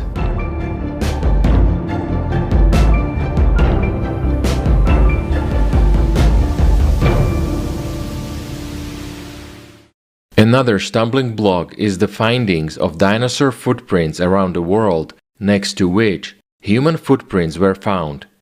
The largest location of dinosaur footprints in the world is in Texas, in the Pallaxi River, the so-called Valley of the Giants. In 1930, Sternberg discovered here about 400 dinosaur footprints. The uniqueness of these traces is that human footprints were found very close by. The location of the tracks looked like a man was chasing a dinosaur. American geologist Dr. Cecil N. Dougherty said that in this place there are numerous prints of various types of dinosaur footprints, and human footprints are found everywhere next to them. These findings are detailed in the report of the geologist Dr. Billy Caldwell and biologist Jack Fleming. Jack Fleming shared that official science is in no hurry to recognize and explore the findings in more detail. They prefer to simply ignore them.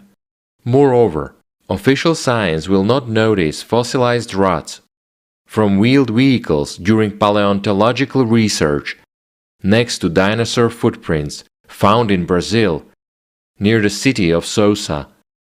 According to preliminary data, they are several million years old. I'm shocked. Vehicle ruts that are millions of years old. This completely destroys the modern geochronical scale. I see the refutation of the theory of evolution by the facts of archaeological finds. And what I have in the end? The first stage, random synthesis of organic molecules from chemical elements, the primordial soup and chemical evolution. No evidence was found. The second stage, synthesis of the central informational structure of living matter and the emergence of protocell. No evidence was found. The third stage, evolution from protocell to human, the theory of endosymbiosis and actually Darwin. No evidence was found. It turns out that I have found no evidence of the evolutionary development of life on Earth at any of the stages. What can I do? If I complete the task and pull the evidence to get credit, then how would I look into Alex's eyes? After all, he has told me many times that there is no evidence for evolution, that everything in the world was created by God, but I didn't believe. What do I have to do? Here is what. I will write everything I have learned today. After all, it's true. It turns out that there is no coincidence, but there is life in all its incredible complexity, fullness and beauty. Life is a strictly planned and purposeful activity. Now I'm convinced of it. Alex was right. It means everything was created by the Creator, and I was created by Him. As of today, all information about the origin of life on Earth is publicly available. Everyone has the option to accept a lie or find the truth. Not so long ago, more than 600 scientists from around the world signed an appeal to the scientific community in which they proposed to reconsider the theory of evolution presented by Charles Darwin. Specialists in the field of biology, chemistry, physics, mathematics from the USA and several European countries openly expressed their skepticism about the understanding of the laws of evolution that still dominate our world.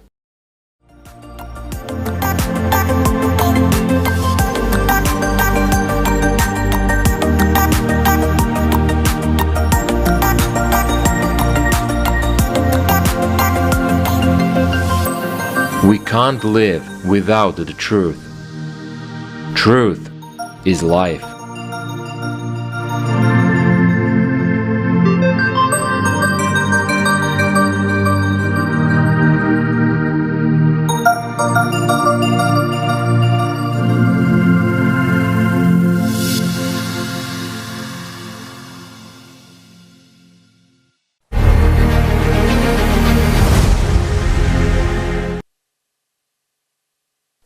It is interesting that for the random origin of life on Earth, there is simply not enough time, not only for the creation of something intelligent, but even simply for the creation of a single-celled organism.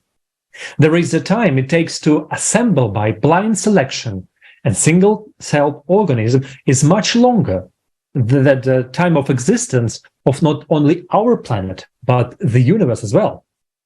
This suggests that the creation of life is a completely controlled process, and whoever controls it knows exactly how it should be done, down to the smallest detail.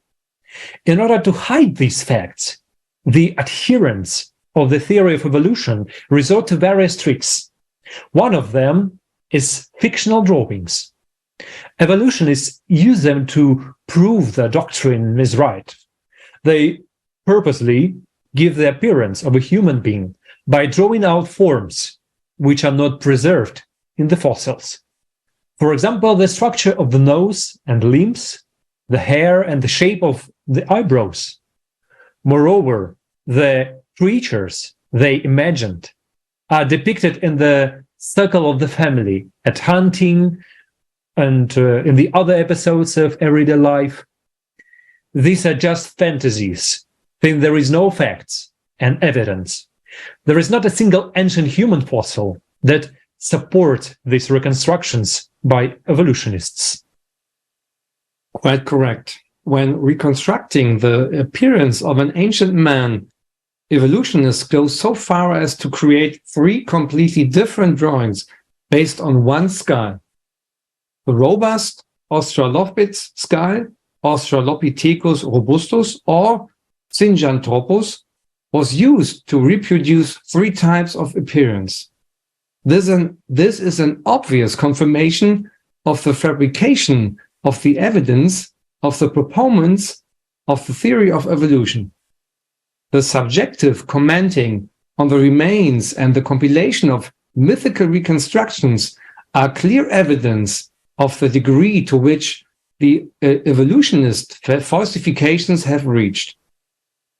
A similar example can be seen in this image, where the same bones were used, but in one picture, the creature looks more like an ape, and in the other looks more like a person. These are just a few examples of the many crude fakes made by evolutionists to prove their teachings. But thank God, science did not stand still, and new discoveries and theories appeared that disproved Darwin's theory. The problem of the Cambrian explosion has a direct relation to the distort of Darwin's theory of evolution. To be exact, it simply contradicts it. The first person who realized this was Darwin himself. He immediately saw that the Cambrian explosion is a stumbling block to his theory. In his book, The Origin of Species, Darwin wrote, I'm citing, "The case, meaning Cambrian explosion, at present must remain inexplicable and may be truly urged as a valid argument against the views here entertained." In the same book, Charles Darwin wrote, "If numerous species belonging to the same genera or families have really started into life at once, the fact would be fatal to the theory of evolution through natural selection." So what happened then 530 to 540 million years ago? Then, at the beginning of the Cambrian epoch, a unique event occurred on Earth. Suddenly, quickly, and almost simultaneously, many new biological forms emerged. That is, the main mystery of the Cambrian explosion was that there were no direct transitional forms between the bacteria, protozoan, algae, and small multicellular organisms that inhabited Earth's oceans before the Cambrian explosion, and the new types of organisms that were merged. Here's what it looked like based on current scientific understanding. The Earth, according to modern estimates, was formed about 4.5 billion years ago. The first single-celled organism in its oceans appeared 3.5 to 4 billion years ago. There is life on Earth appeared almost immediately after the conditions necessary for it were created. But then there were no species for 3 billion years. all this time, there was only a change, an improvement of already existing microscopic bacteria and protozoan algae. And then, in an extremely short period of time, in paleontological terms, in 3 to 5 million years, the richest and most diverse fauna, literally new life, emerges. And some paleontologists have estimated that this time period was even shorter. In this period, both lower multicellular organisms like sponges, colenterate, different types of worms, and representatives of highly organism animal types like mollusks, arthropods, chemichordates, and chordates appeared. The Cambrian explosion gave such a sudden and unexpected effect that is often called the evolutionary Big Bang, which you must agree is not very similar to a long and consistent evolutionary process.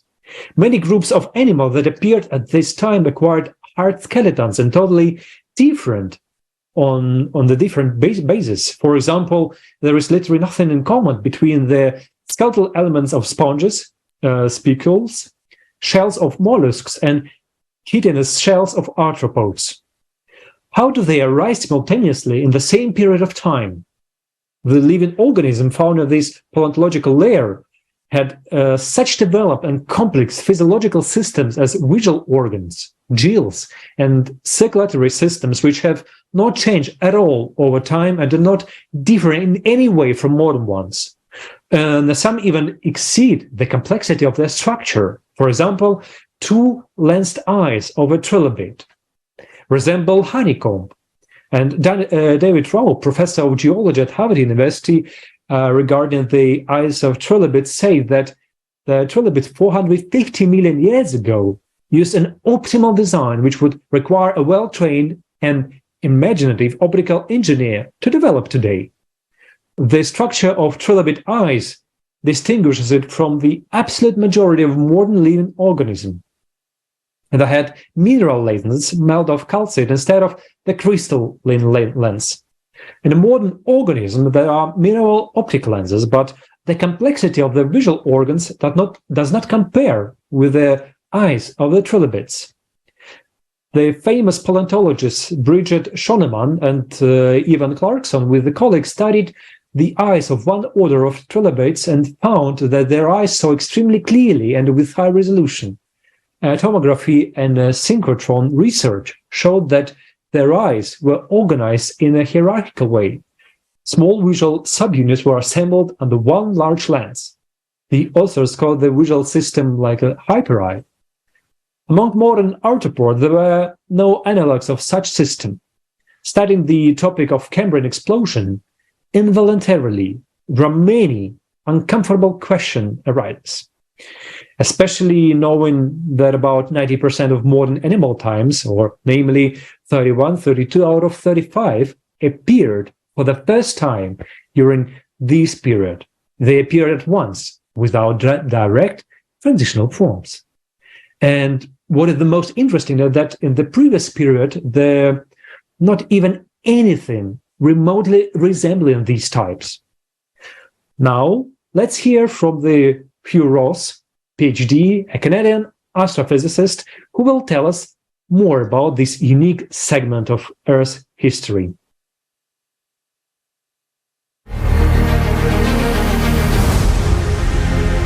When I was 11 years of age, I read a book on evolutionary biology and said the numbers don't work. You have all these, phyla and classes and orders that show up before humanity and nothing like that after humanity. And I remember reading the Bible and said, this gives me an explanation for the fossil record problem. For 6 days, God creates. On the 7th day, he stops creating. And so for 6 time periods, God was creating new phyla, new classes, new orders. And on the 7th day, he has stopped doing that. And it's something you see with the Cambrian explosion and the Avalon explosion. The phyla show up first. So the naturalistic model says that you're going to get a proliferation of species, which produces new genera, which produces new families, new orders, classes, and finally phyla. But the fossil record has it exactly the opposite. The phyla come first, and they come simultaneously. In the Cambrian explosion, all the phyla show up all at once at the very beginning of the event. And so it's the opposite of what you'd expect from a naturalistic perspective. And the suddenness with which these higher taxa appear tells me this is not naturalism. There must be a supernatural creator that's responsible for introducing these major forms of life. Again, one of the more compelling arguments is that when we look at the past history of the Earth, we see it has these oxygenation events where the oxygen level in the atmosphere jumps up from less than a 10,000th of a percent to 1 or 2%. That's the first great oxygenation event. And then you got the second oxygenation event where it jumps from less than 1% up to 8%. It's a very sudden jump caused by the great unconformity. And immediately you've got Avalon animals. There's no delay. As soon as the oxygen hits 8%, you have this proliferation of Avalon phyla. And likewise, later, you get the oxygen jumping from 8% to 10%. 10% is the minimum that you need to get animals with internal organs, a brain circulation system, a skeleton, and external organs. And as soon as it hits 10%, you immediately have these Cambrian phyla, including our own phyla. We're part of the chordate phyla.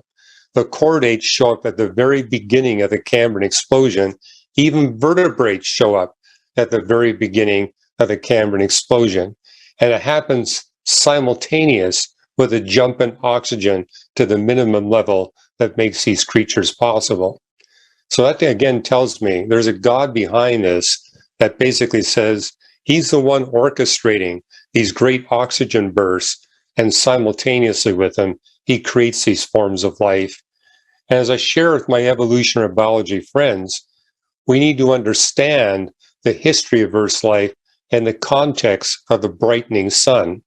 The sun is getting brighter and brighter and brighter as it fuses more and more hydrogen into helium, which means you need a God who removes life from planet Earth, replaces it with new life, where that new life is more efficient on pulling greenhouse gases out of the atmosphere.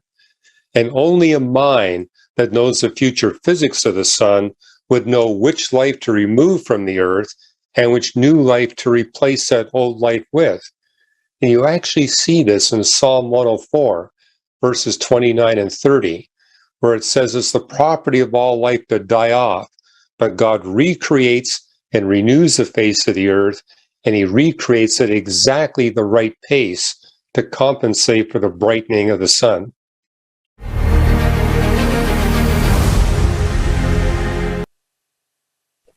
Thank you so much, Dr. Ross.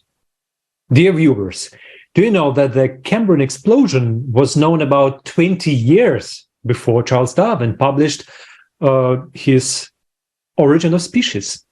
The first person who discovered the Cambrian explosion was Roderick Impe Murchison, an English aristocrat who decided to do science under the influence of his wife.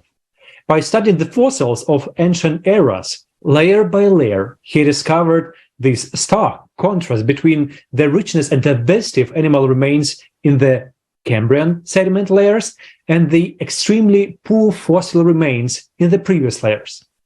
Being a man of faith and sharing the belief of the creator of the classification of living organisms, Carol Linnaeus, that said there are as many species as the infinite being produced, diverse in forms in the beginning.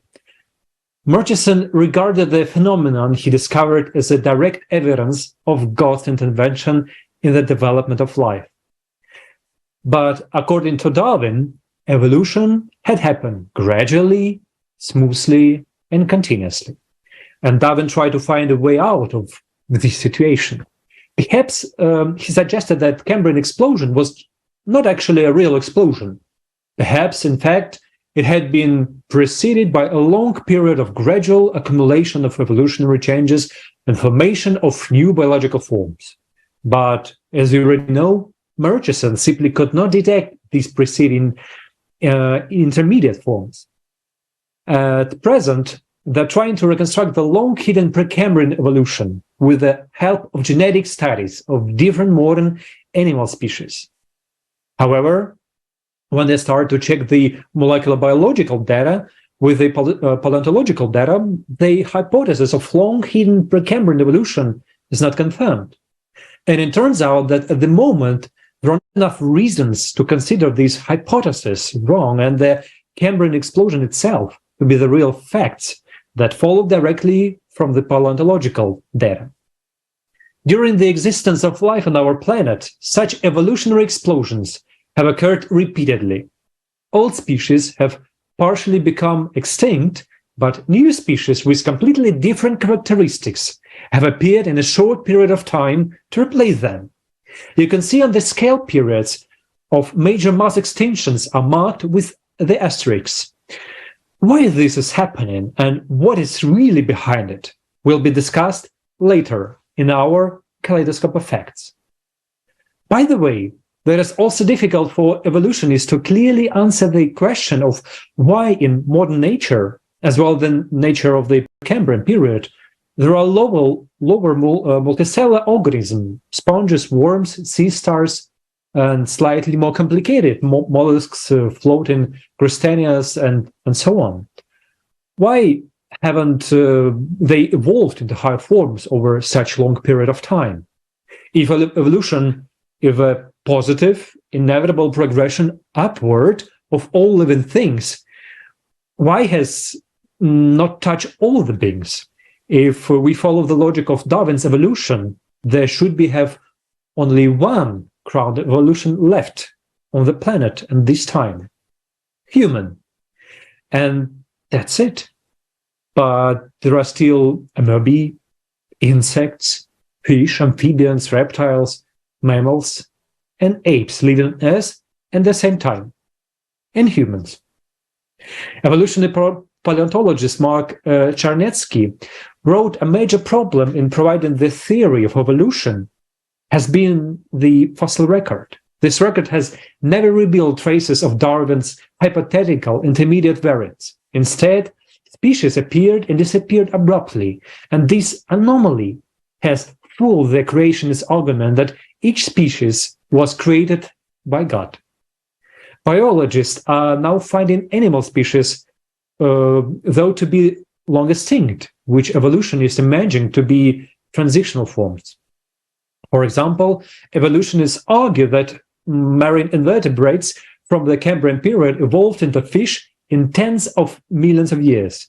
But invertebrates have now skeleton, and the supporting part of the body is outside, while the skeleton of fish is inside. And the evolution from invertebrates to fish requires a lot of changes, which had to make the mark in the form of transitional forms and in large numbers. Scientists have spent 160 years turning the Earth's crust upside down and trying to find these not existent forms. But there were no transitional forms found among the millions of invertebrate fossils and millions of fish fossils. Here, even the imagination of artists could not portray this being. And in fact, all three classes of bony fish appeared in the geological strata at the same time. Then, in the scenario of evolutionists, fish evolved into amphibians. But even this scenario has no proof, and no remains of a half fish, half amphibian have been found. There are only lies and fantasies. For example, look at the picture on the left. The Paramastiga, an animal that lived at the end of the Devonian period, about 372 million years ago. And on the right is how this creature was represented by artists. During the 2009-2012 fieldworks on the banks of the river Ishma in the Congo Republic, scientists have found almost 200 bones in such good preservation that we were able to reconstruct the skull and shoulder belt of the Paramastiga. The key point is to note that there are no fins on the left side of the reconstruction. This creature had the same limbs as the modern amphibians, such as the salamander. And here is another example. December 22, 1938, in the Indian Ocean was discovered Salangan's fish, though it had not extinct, thought it would be extinct like 70 million years ago. It was this fish that evolutionists represented as a transitional form between fish and amphibians. In the following years, more than 200 individuals of coelacanth were found in other places. Despite all the claims, they have neither a developed brain nor primitive lungs. And what the researchers mistook for primitive lungs turned out to be a sebaceous gland. Moreover, as it turned out, this candidate ready to go on land lives in the deep ocean waters and does not rise above 180 meters in depth.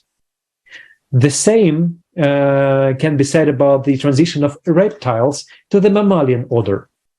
The founder of the theory, the new neo-Darwinism, paleontologist George Gaylord Simpson, claims the most puzzling event in the history of life on Earth is the change from the Mesozoic, the age of reptile, to the age of mammals.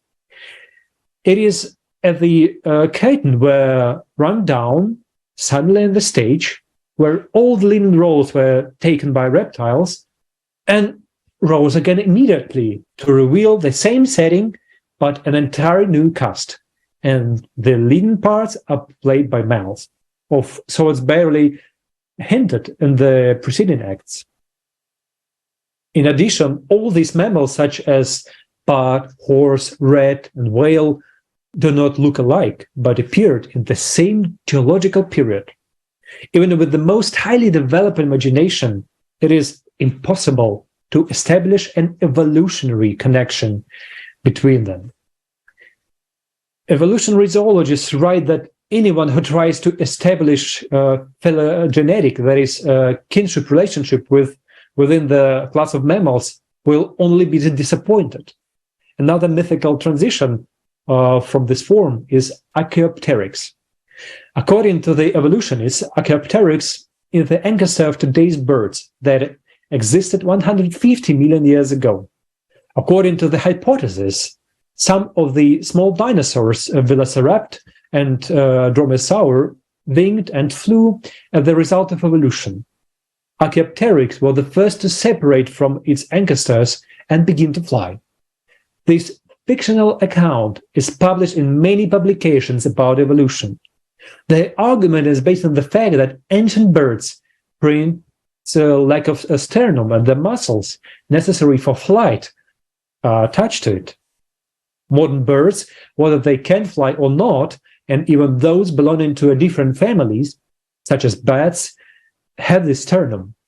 But recent studies of the remains of Archaeopteryx have shown that it's not a transitional form, but only an extinct bird that merely had features that modern birds do not have. Found in 1992, the next remains of Archaeopteryx astonished evolutionists because this specimen was found to have a sternum, the existence of which has previously been denied. On the other hand, one of the main proofs of the Archaeopteryx could fly was the structure of its feathers. The asymmetrical feather structure of Archaeopteryx, not different from that of modern birds, suggests its superior flying abilities. The presence of feathers on Archaeopteryx also indicates that this creature was warm-blooded, since one of the functions of feathers is to keep the body temperature. And if we consider that dinosaurs and modern reptiles are cold-blooded creatures, then the question arises as to how the transition from cold-blooded to warm-blooded animals could have occurred. Because these are enormous changes in energy and heat exchange, metabolic efficiency of the body, range of enzymes, and so on. Another stumbling block of the theory of evolutions, flowers.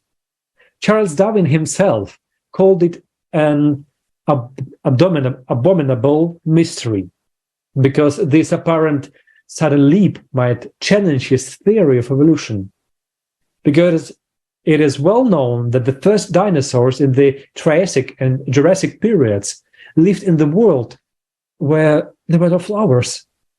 There is no reliable traces of flowering plants have been found. And then, at the beginning of the Cretaceous period, about 135 million years ago, the first angiosperm suddenly bloomed. And the 1960s, a study of fossil pollen from the coal plants from the England and North America showed that flowering plants appeared in the early Cretaceous.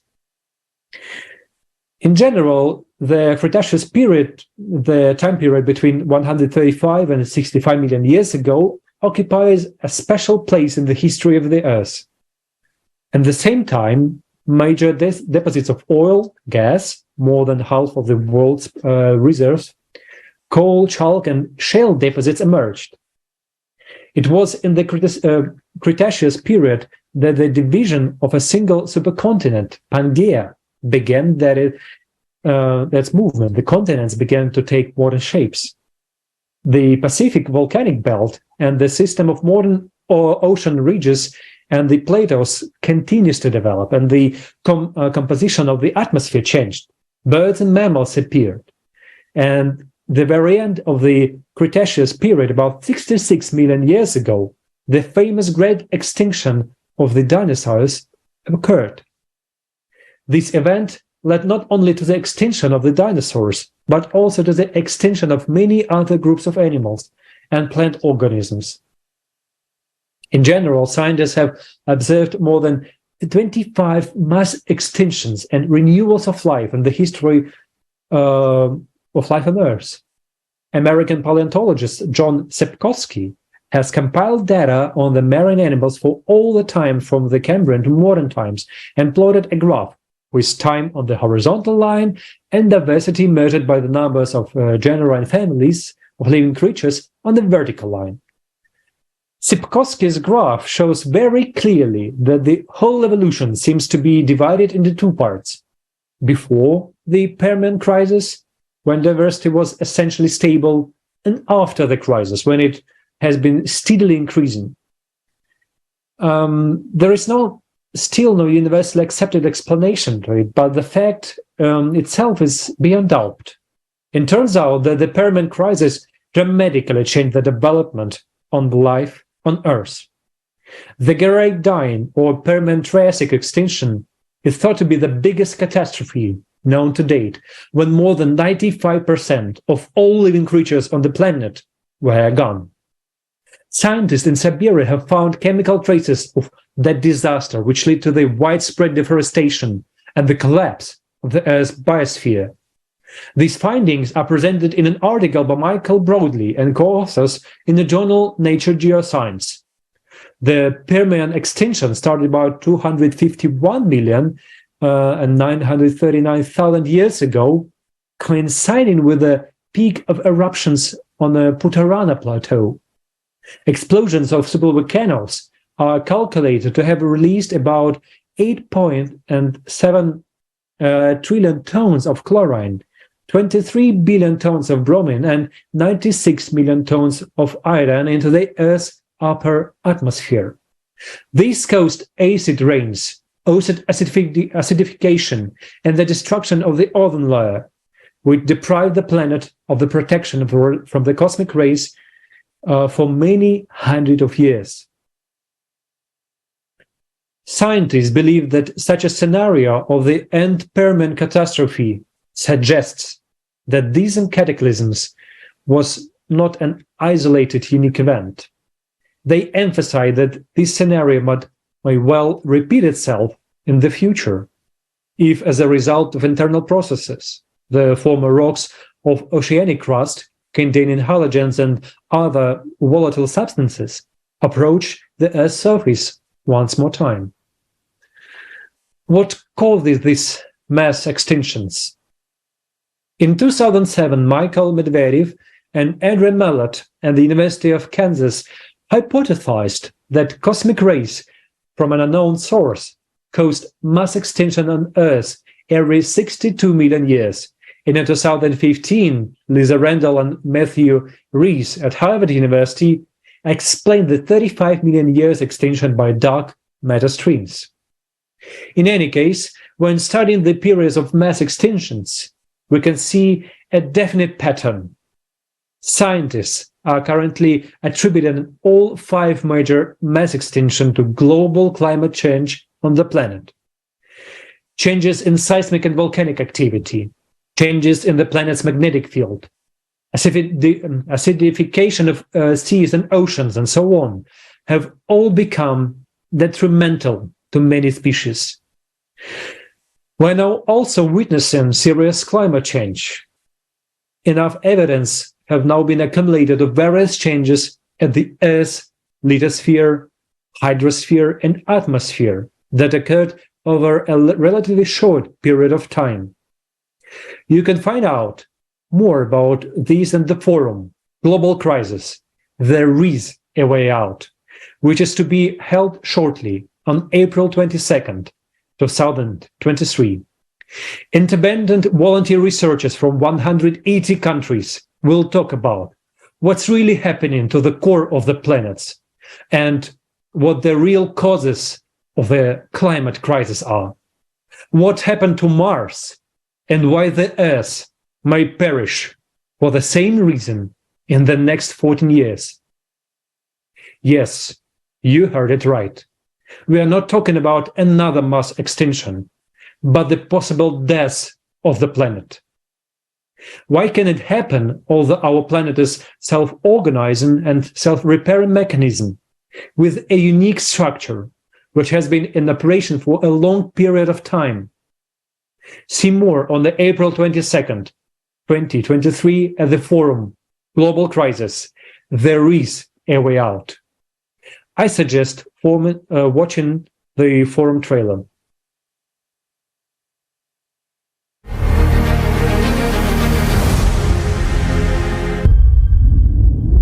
We tell the truth that is hidden from people.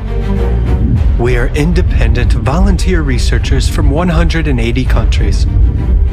We conduct interdisciplinary research that no other institution or organization in the world can handle.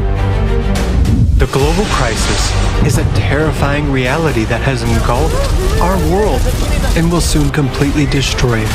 Unfortunately, most people today are unaware of the impending threat.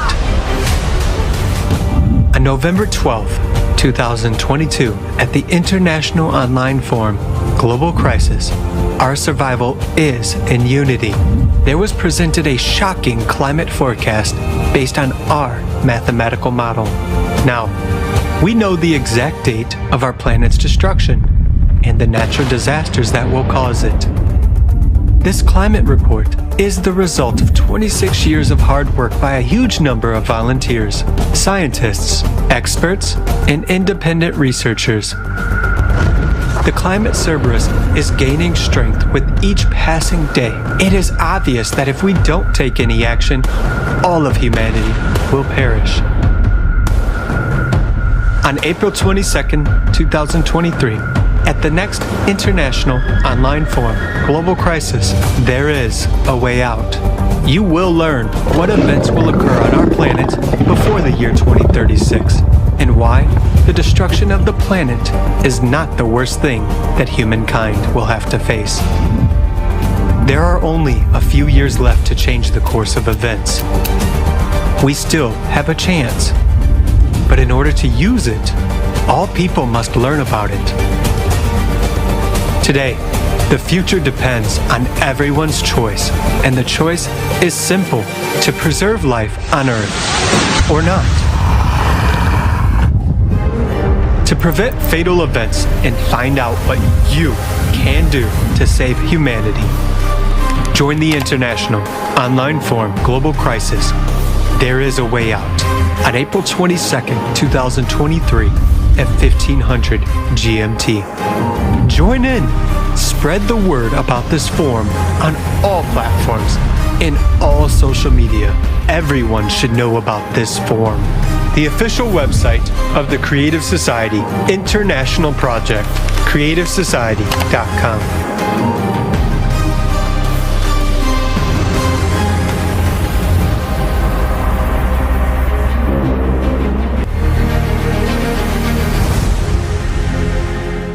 And now we continue our Kaleidoscope of Facts.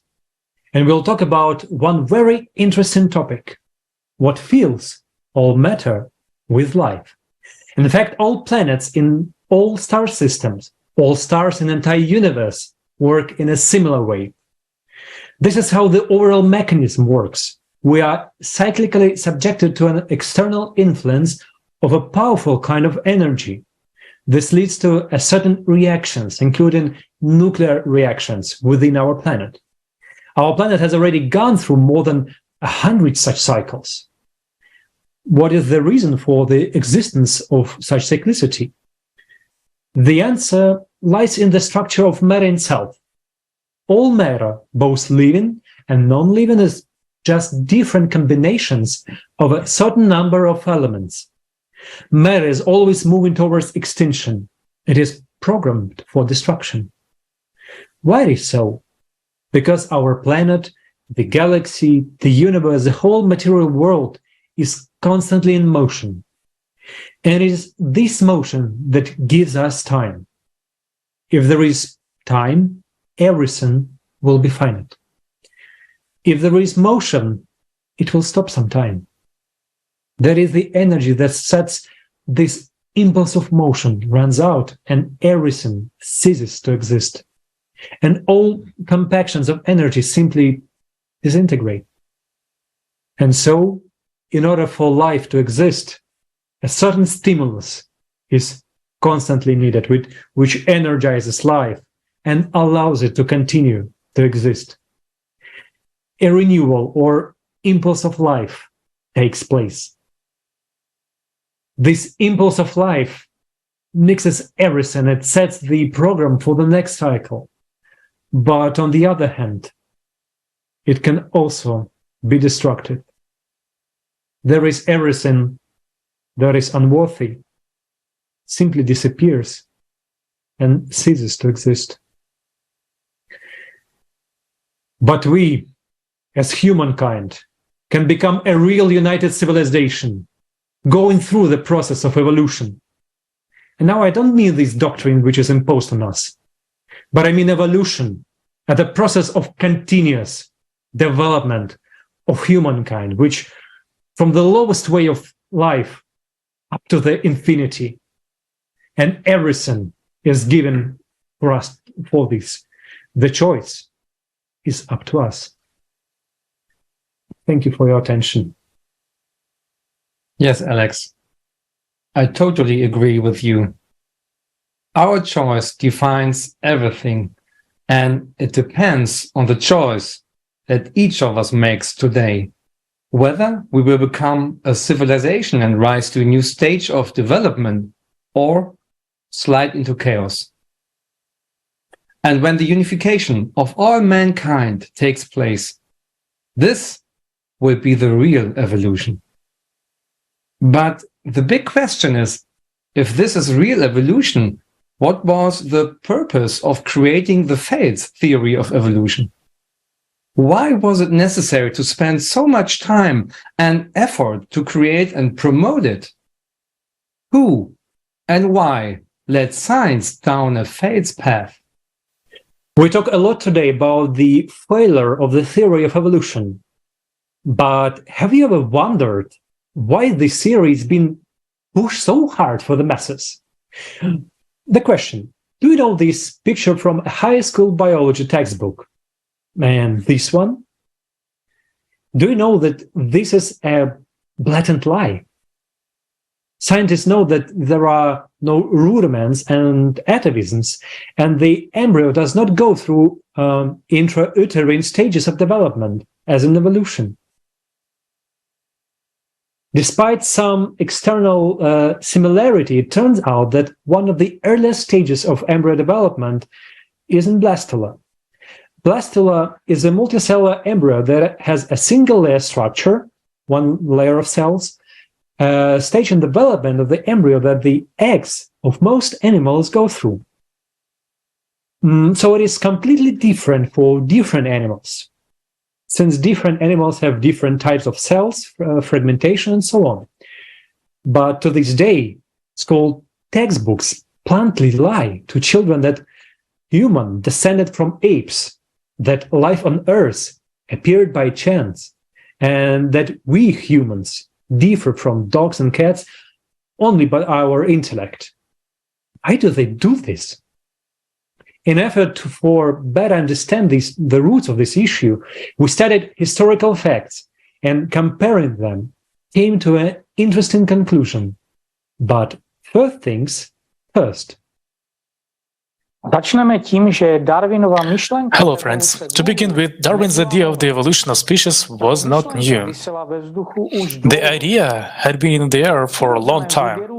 Many naturalists, philosophers, and economists were talking about natural selection.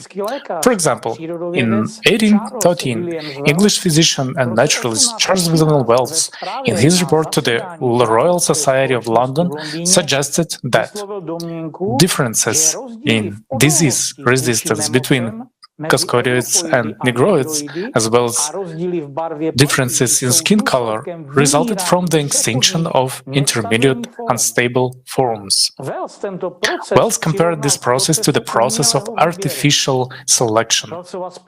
His report was published in 1818.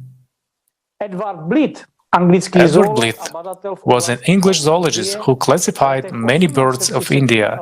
In 1835 and 1836, he published 2 articles in the English Journal of Natural History, in which he argued that under the conditions of fierce competition and lack of resources, only the strongest have a chance to reproduce. In 1809, Jean-Baptiste Lamarck, a French naturalist, in his well-known book Philosophy of Zoology, set forth the following ideas. As organisms improve, they are forced to adapt to environmental conditions. According to Lamarck, useful traits acquired by an animal are passed on to its offspring. The famous philosopher Arthur Schopenhauer, in his major philosophical work, The World as Will and Representation, argues that the driving force underlying the origin of biological in the will for self-preservation and survival, which forces them to adapt to their environment.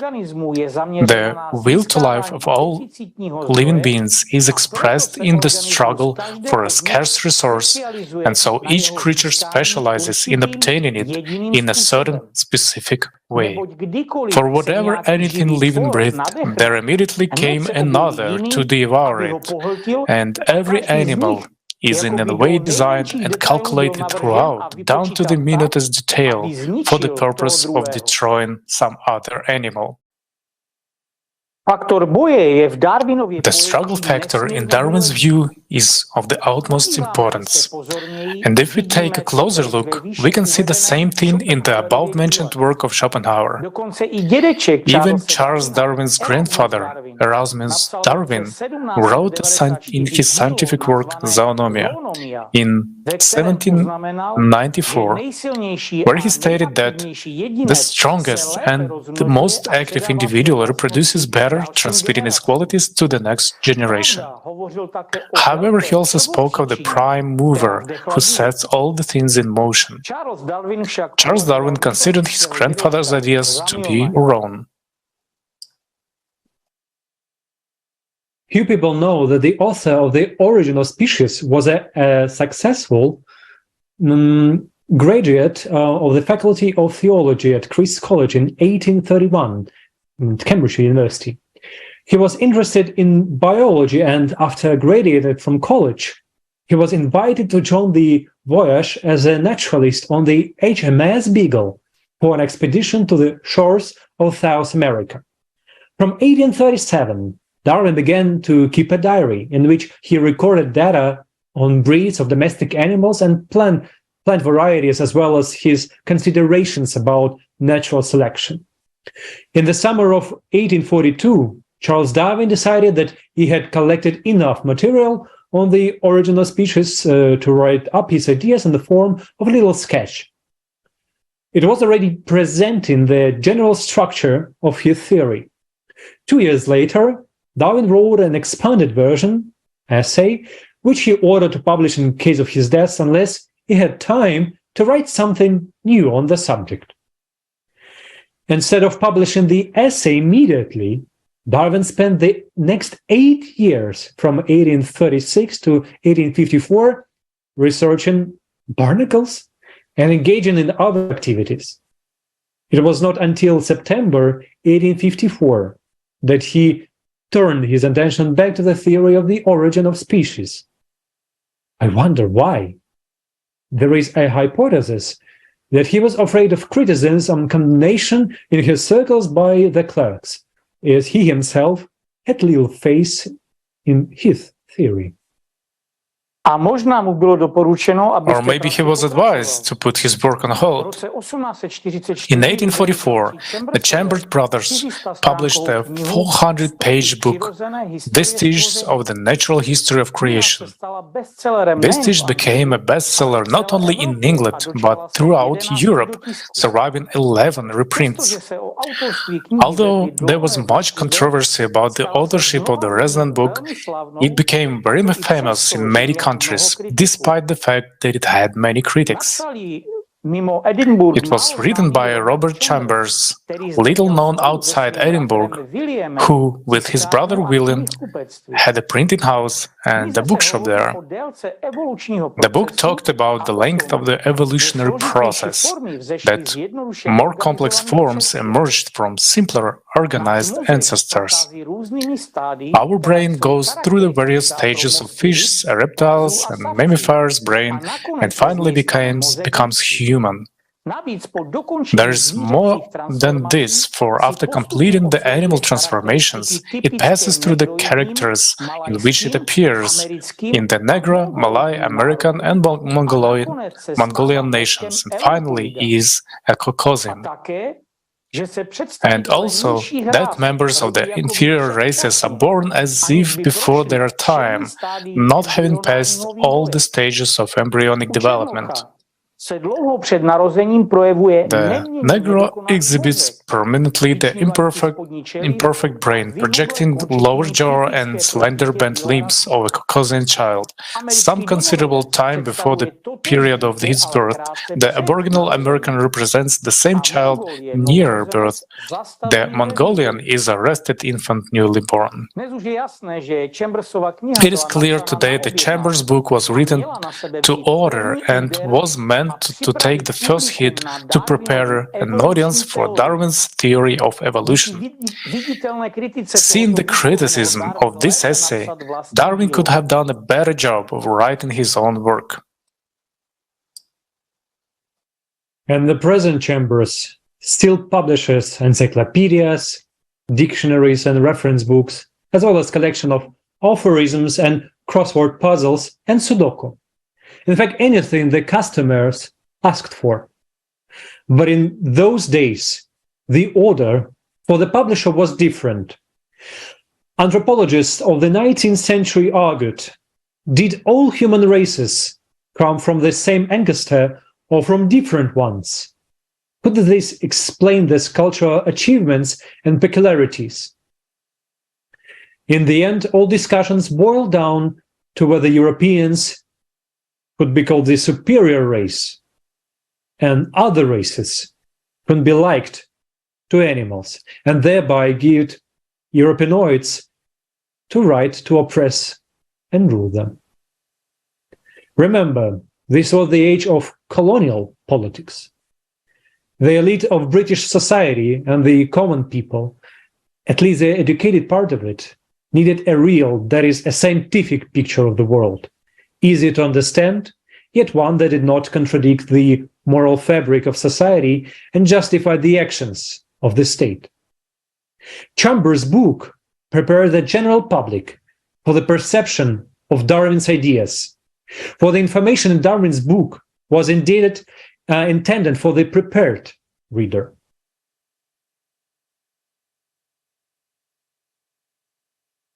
By the way, Robert Chambers did not attend university, only graduated from school, and even that with difficulty, because from the age of 16, He had to earn his own bread. Nor did he discover and invent anything new. Some researchers still wonder how he managed to write his work. It is not known how much longer Darwin would keep his book in his desk, but in 1858, when Darwin was about to finish a large part of his manuscript, he received a letter from the naturalist Alfred Russel Wallace, who was working in the Maluku Islands at the time. The letter contained a manuscript that Wallace wanted to publish. Darwin was shocked by the contents. In the letter that Darwin sent to the Lyell the same day, we can read, "I never saw a more striking coincidence. If Wallace had my MS sketch written out in 1842, he could not have made a better short abstract." End of quote. Living in Sarawak in Kalimantan, Wallace wrote in his first article on the law which has regulated the introduction of new species as early as February 1855. At that time, he left the question of the factors of evolution open, but he never ceased to ponder the problem. Exactly 3 years later, during the attack of malaria, he was working hard on the thesis of a recent book he had read by Malthus on overpopulation. Suddenly, in his own words, Wallace suddenly flashes upon me the idea of the survival of the fittest. End of quote.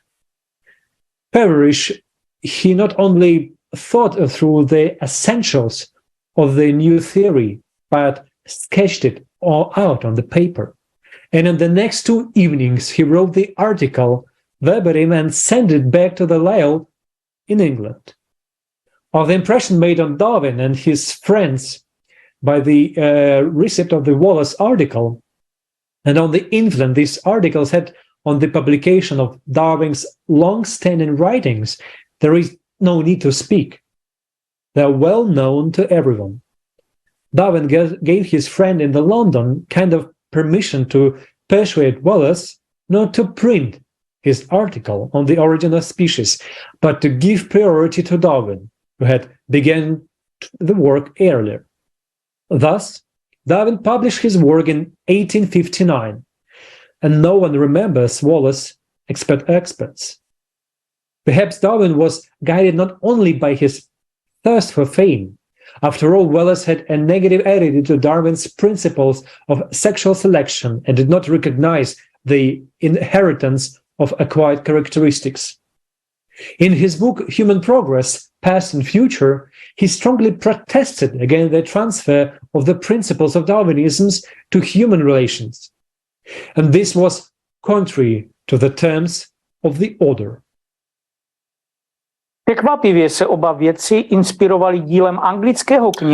Surprisingly, both scientists were inspired by the works of Thomas Malthus, an English priest and scientist, economist and demographer, author of the theory that uncontrolled population growth can result in decline in prosperity. In 1798, Malthus anonymously published his famous book, An Essay on the Principle of Population.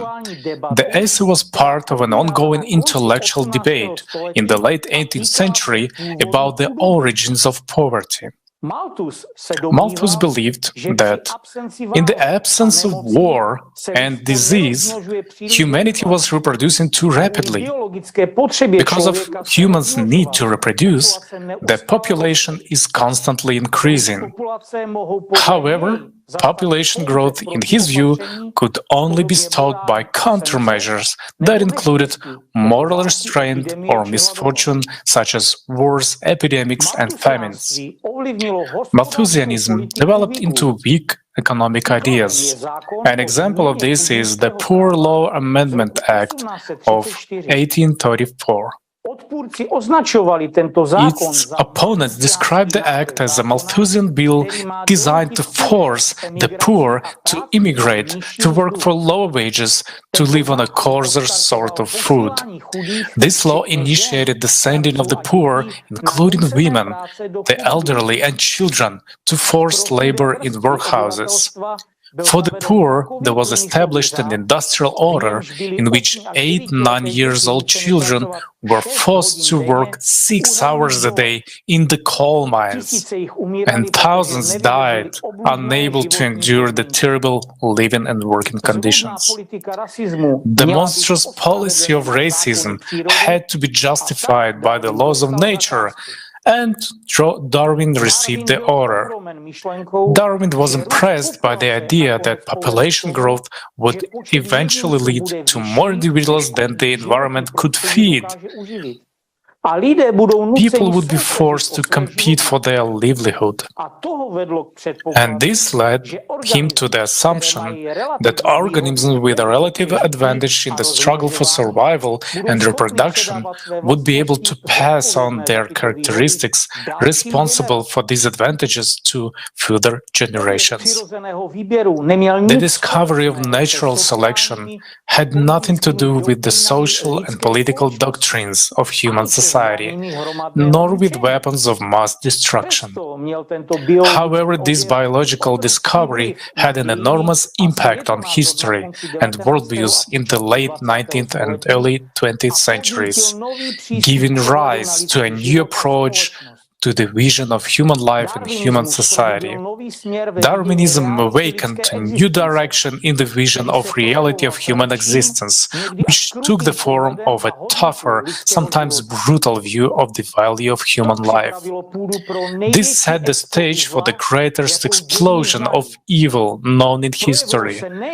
Not only did it manifest itself in the mass and systematic extermination of innocent people, but it also led to the rejection of moral and spiritual values and culture. Darwin's theory reduced human activity to the laws of mechanics and physiology. Haeckel defended the approach of scientific racism to Papuans, according to which they were no longer apes but not yet people. The polygenists, supporters of the hypothesis of different ancestors of races, were looking for evidence in anthropomorphic indicators, in differences in the structure of the skull and brain.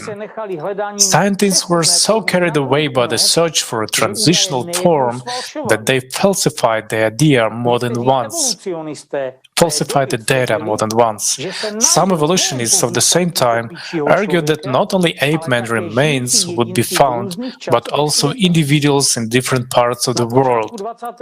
At the beginning of the 20th century, the search for a living transitional form reached absurdity. An example of such absurdity is the story of a pygmy called Ota Benga, which was captured by the evolutionary researcher Samuel Werner in 1904 in the Congo.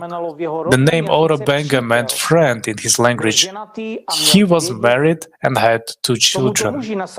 He was chained up, put in a cage like an animal, and sent to America for the St. Louis World's Fair.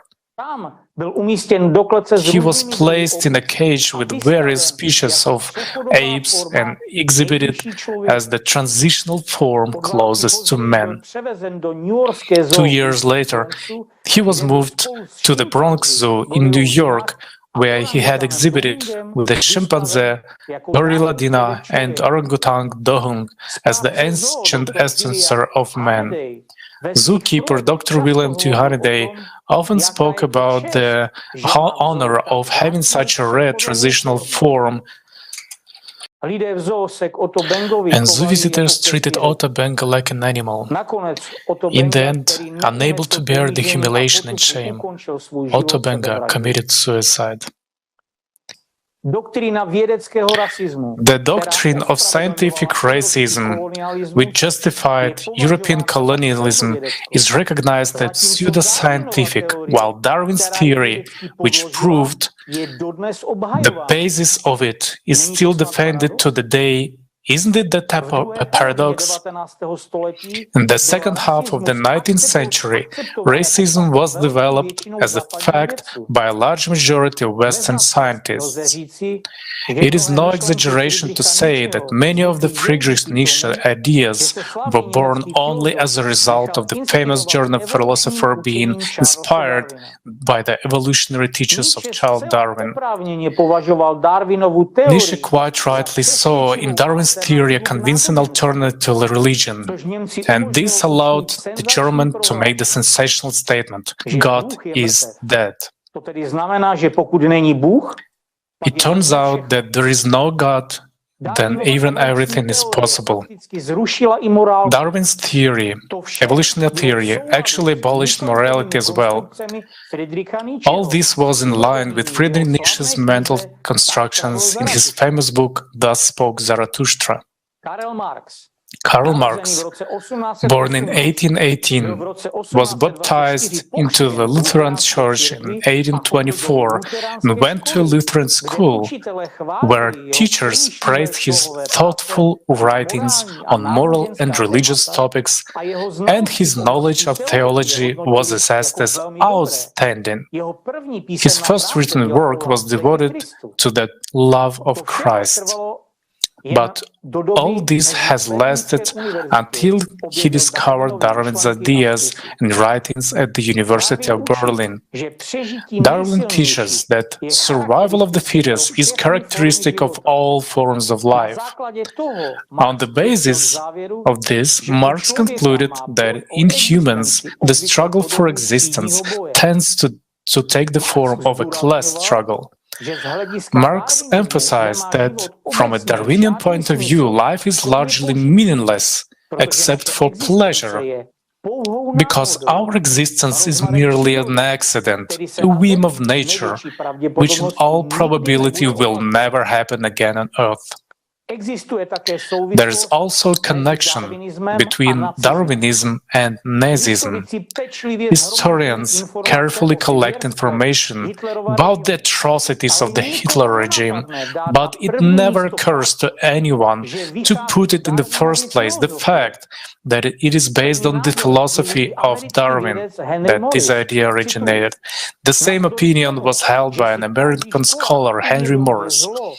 Although every schoolboy is aware of the evil that Hitler and his National Socialism brought into the world, it is not explained to children at all that the basis for all of this evolutionary is evolutionary theory. Such an obvious attempt to hide the truth is nothing but a distortion of history.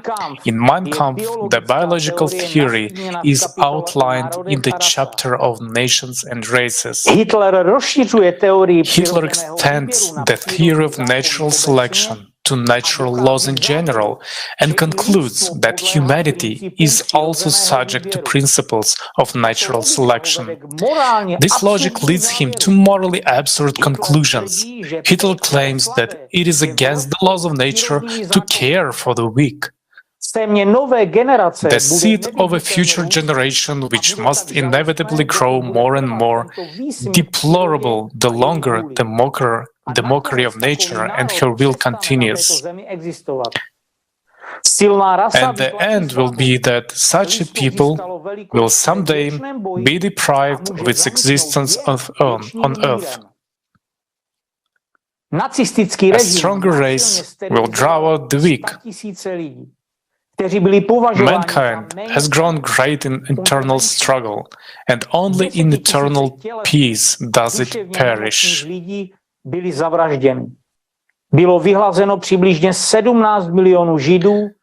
The Nazi regime forcibly sterilized hundreds of thousands of people deemed handicapped. Tens of thousands of physically and mentally ill people were murdered. Some 17 million Jews, Poles, Russians, and Gypsies were murdered. Even World War I, disabled people were killed. Although Hitler himself was proud of his feats at the front, at the same time, positive eugenics of the birth of Aryan children were encouraged by all means. In reality, the theory of evolution is the doctrine which prepared the ground for the emergence and spread throughout the world of the godless, bloody, and illogical system, which still rules the world and claims the lives of millions of innocent people. The postulates of materialism are systematically indoctrinated into the mind of man, turning him into a selfish creature, making him think only of personal gain and the accumulation of material wealth. To disregard the true values of life, the moral commandments set down to mankind by the Almighty Creator. This has led to a loss of meaning of the people's lives. Bertrand Russell, a British philosopher, logician, mathematician, and social activist, characterized Darwin's theory rather precisely: a global, free competition in which victory went to the animals that most resembled successful capitalists. Darwinian competition was not of the limited sort. There were no rules against hidden below the belt. The framework of the law does not exist among animals, nor is war excluded as a competitive method. Now, let's answer the question asked at the beginning. Why are children still being told at school that man evolved from an ape? School is one of the most stable social institutions, the genetic matrix of culture. What a person learns before the age of 12 or 13 will shape their views and attitudes for the rest of their life. Knowing this important feature, the powerful of this world, create a human being with new characteristics that make it easier to manipulate their minds. The school should produce a good citizen, worker, and consumer, and not a person who knows what he was born for. After all, a person who has God cannot be ruled. He is free. Therefore, positions of a hypothesis of evolution are erected as dogmas, even if it contradicts the scientific facts. The Lord God has been replaced in the minds of generations by almighty natural selection. The responsibility for this substitution lies to a large extent with scientists as well. After all, one of the duties of science is to bear witness to the truth. The responsibility of a scientist is higher than that of a doctor. The consequences of his actions may affect the lives of millions of people. But to the same extent, this responsibility lies with us, the people. After all, everyone who makes up the society is responsible for society and its development. And by blaming someone for their troubles, people shift the responsibility onto others, essentially refusing to consciously manage their own lives. A society in which people shift their responsibility to others is called a consumer society. It is a society of lies and injustice, but we are able to change all of that. We can build a society in which the truth is valued, where human life is the main value, where everyone is responsible for themselves and society. We can build a creative society where everyone will be able to answer the most important question: who am I? And what is the meaning of life? Thank you for your attention, and now I give the floor to the hosts. This is a truly shocking information, as we can see the instilling into the public consciousness of Darwin theory was planned by a certain group of stakeholders to make the worldview of people more material. To this day, we are all reaping the fruits of these substitutions, when scientists, for the sake of power, money, and prestige, resort to deception. In this image, we see another of many examples of such deception. The famous skull was obtained by assembling two different remains into a single structure, part of a human skull and the jawbone of an orangutan. According to this model of the skull, many copies of reconstructions and drawings were later made, and more than 500 scientific articles were written. The original of the assembled skull was exhibited in the British Museum. Another example. This drawing, published in the Illustrated London News of June 24, 1922, was based on only one tooth. However, it was later discovered that this tooth did not belong to a human or even an ape-like creature. Instead, it belonged to an extinct species of pig. As we heard above, these kinds of falsifications, which have no scientific value, are used to control and influence the public consciousness. Fortunately, with the development of genetics, there are new refutations of Darwin theory. What are they? We find out in the film The Quantum of God.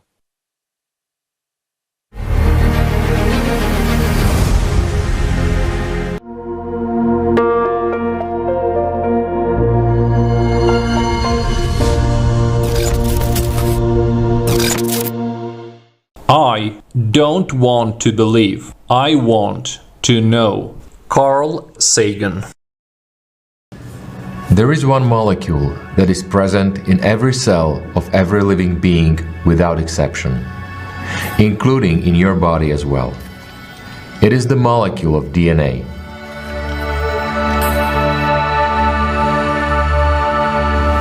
If you count all the characters in the one volume of Leo Tolstoy's War and Peace, there are only 750,000 of them, including punctuation marks and spaces.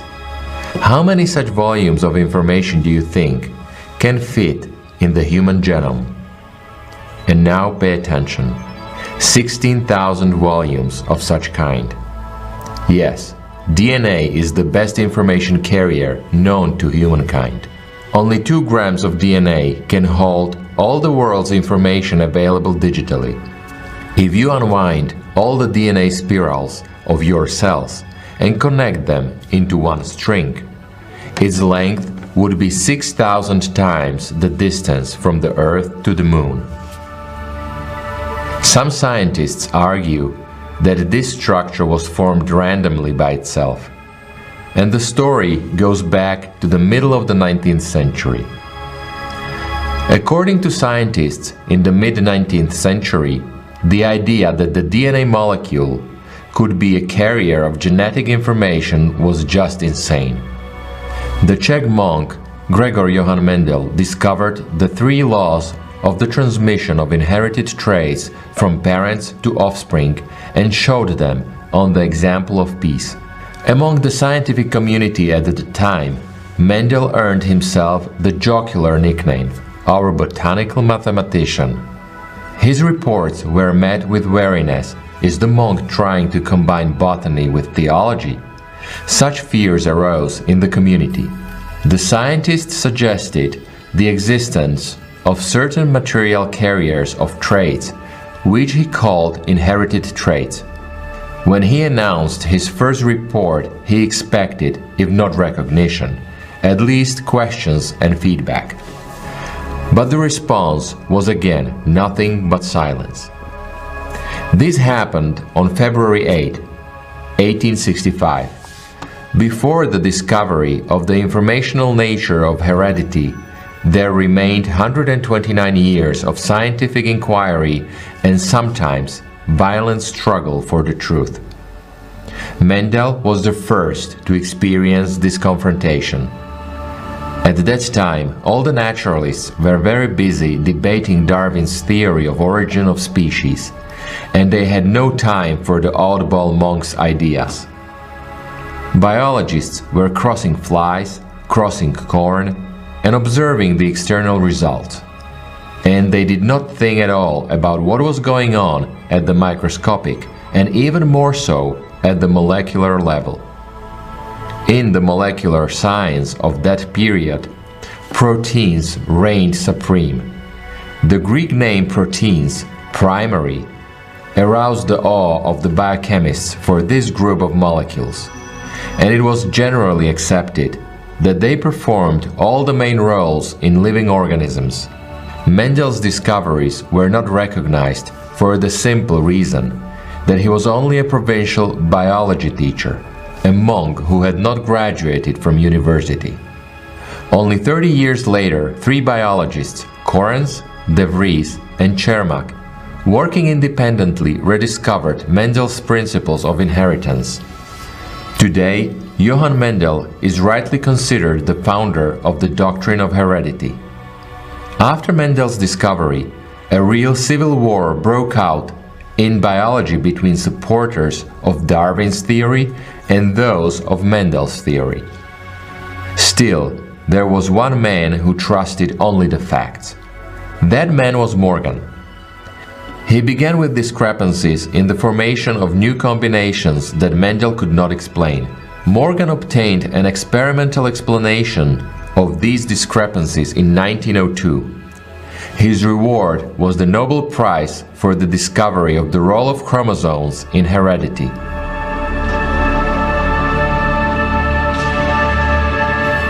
Morgan alone received the prize, but remained committed to the spirit of true science, and he shared it with his young colleagues. Another hypothesis far ahead of science was formed by Nikolai Koltsov in 1927. He made a hypothesis in which he argued that inherited proteins should be recorded in special giant molecules, where each gene should be represented by a segment of this giant molecule, and the molecules themselves should consist of two identical strands, one double molecule per chromosome. According to Koltsov's idea, every single filament would move to a daughter cell when it divides. Its mirror copy would be synthesized on it. The information recorded in the filament would be reproduced in the mirror copy.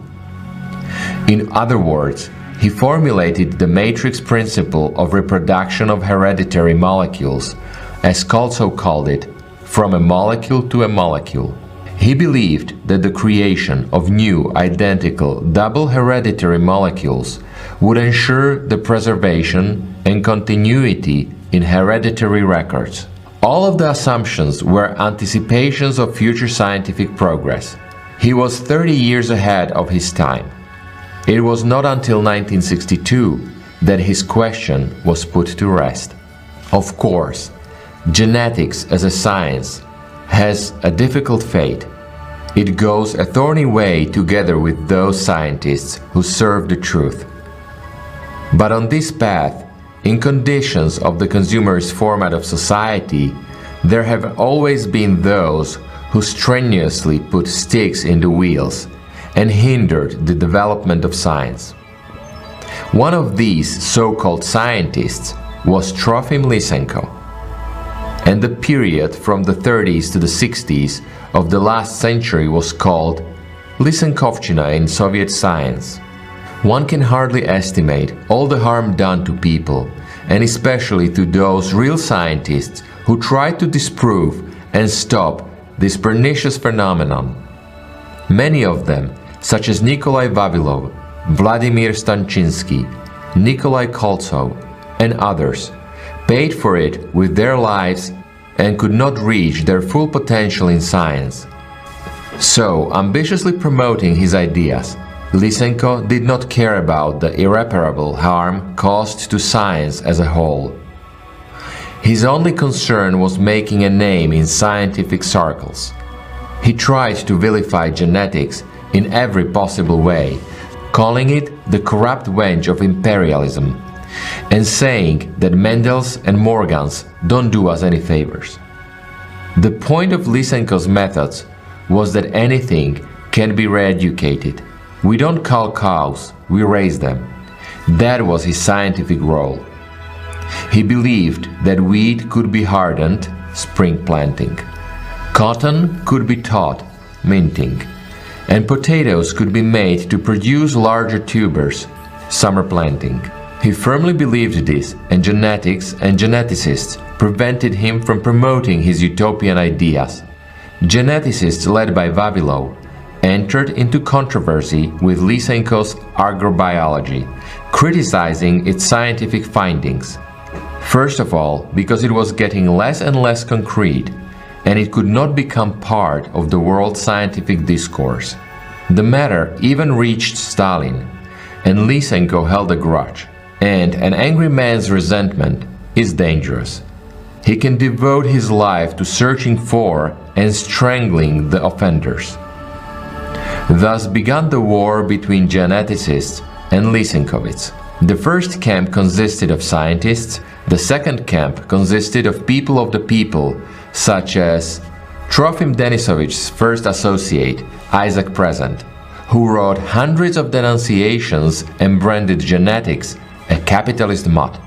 History tirelessly demonstrates that repression of scientists occurs when the research interest is replaced by the self-interest of businessmen in science or by ideological doctrine, and persecution of real scientists marks the dark time of society. However, as time passes and reality dispels misconceptions, recognition is given to those who did research out of interest, not out of a desire to build a career. It would be nice if people could learn from history and get out of the vicious circle whereby a scientist has to end up in prison or die on the way to recognition. Thanks to the efforts of Lysenko, that scoundrel of science, many real scientists were arrested and later killed. Lysenko and his henchmen cleared the way to power and thus set back the development of science for decades. But the truth won. This victory was marked by awarding the Nobel Prize in Physiology or Medicine to Watson and Crick in 1962. Their work on DNA put an end to the debate about the structure and function of this molecule. However, this debate could have been settled as far back as the 1930s, thanks to the discoveries of Nikolai Koltsov. Science rose to a new level. New horizons in understanding the non-randomness and meaningfulness of the structure of living matter opened up in front of it. And the next step was the discovery of the duality of the set of hereditary information. It turned out that there is a protected part in this medium, a monomorphic part of the genome, which puts an end to Darwin's theory of evolution of some species of living beings to others. This means that all species exist unchanged from the moment of their creation. Only their adaptability to environmental conditions changes. Russian scientist Yuri Petrovich Altukhov, geneticist, academician of the Russian Academy of Sciences, founder of the Soviet School of Population Genetics, has been openly saying since the 1970s that Darwinism and Neo-Darwinism have proven to be untenable, unscientific, and work only with species adaptation, and further evolution is impossible. The academician argued that 80% of the genes in each species are so important for life that even the slightest change in them is lethal.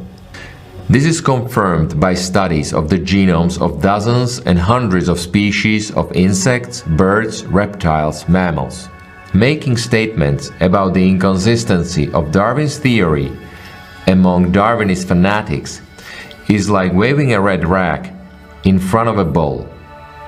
All the power of the opposition was unleashed on Yuri Petrovich and his associates. When we did this, I was 34 years old. I foolishly thought that was it. We were done with the Darwinism, and that everyone would start applauding us and they would give us the Nobel Prize. I thought so. But then I realized they wouldn't give me anything. I have to keep working to consolidate it. And that's why, in fact, I wrote about the same thing. I believe that these 2 points should be further substantiated by using new data. What are the 2 points that didn't exist before us? The first is the genetic stability of population systems. This structure is considered evolutionary optimal, but we have shown that it is not. You see? In other words, we have undermined the main forces of neo-Darwinism by showing that this structure is stable. And the second point is that we have discovered the genes that code for species characteristics. We were also the first to discover it. History repeats itself. The truth is always confronted by rigidity and dogmatism, and this is a consequence of the consumerist format of society in which we exist. Some people come to science not for the sake of understanding the truth, but for the sake of gaining power and material benefits. And it is this mass of selfish people that becomes the wall against which the most courageous and real seekers of the truth break down. Yes, history repeats itself.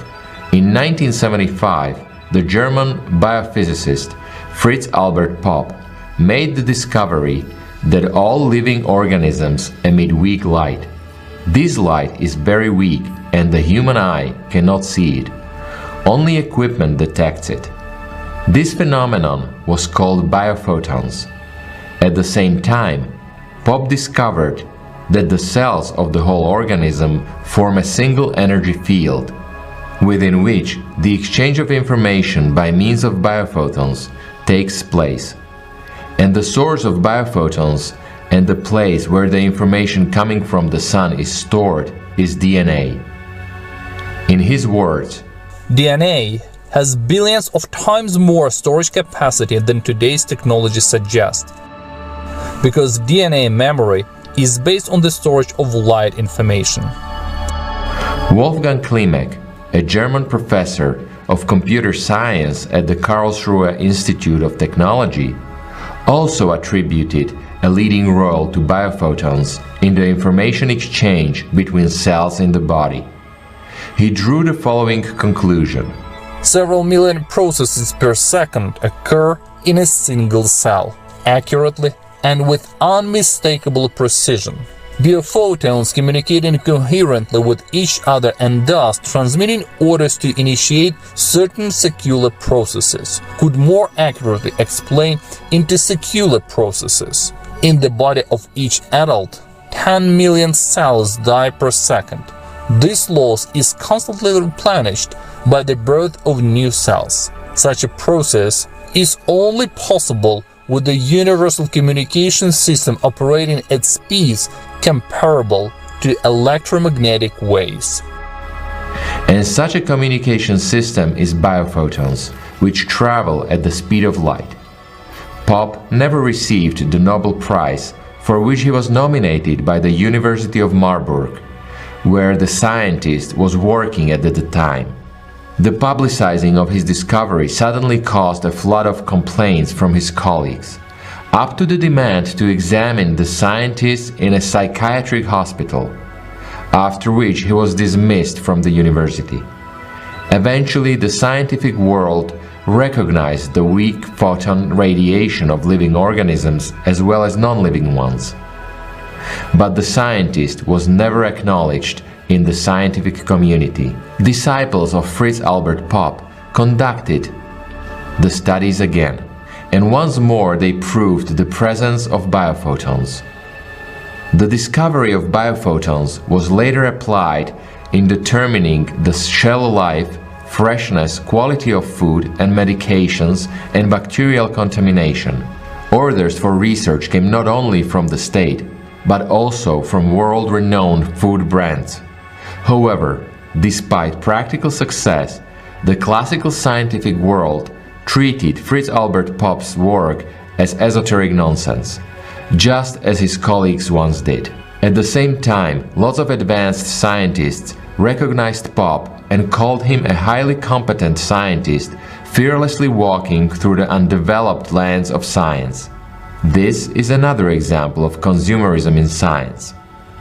Russian scientist Peter Garyaev, as well as his German colleagues, highly appreciated the discovery of Fritz Albert Popp.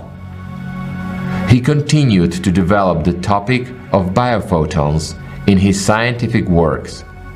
Under his leadership, linguistic wave genetics was developed. However, his path in science was difficult and thorny as well. He made research work, inventions, and experiments at universities in Russia and Canada. And every time the group of scientists he led came close to successfully completing a project, it was disbanded and the results were ignored. For example, in Toronto, their unique and expensive experimental equipment was simply taken away from them at the urgent termination of the contract after successful completion of the work. What scared the sponsors of the work so much? Back in 1990, Vladimir Poponin and Peter Garyayev conducted an experiment on the direct influence of human DNA on physical objects. According to the authors, the devices recorded the effect of some new energy substances. The essence of the experiment of Poponin and Garyayev was as follows. The scientists studied the effect of DNA on particles of light, photons. In the course of the experiment, they used glass tubes from which they pumped out all the air. Despite the fact that a vacuum was created in the tube, photons still remained there. They were detected by special sensors and chaotically occupied the entire space of the tube. Then they placed a sample of human DNA in the tube, and the photons suddenly began to line up in an orderly structure. Some invisible force was impacting them. And another discovery awaited the scientists.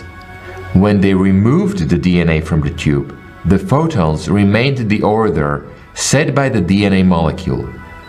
In his article, Poponin would later write, "My colleagues and I have to accept the working hypothesis that in the process of experiment, some kind of action of new field structure has been excited."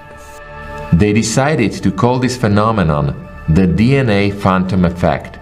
The conclusion that has been drawn is that human DNA is capable of influencing the world around us at a quantum level.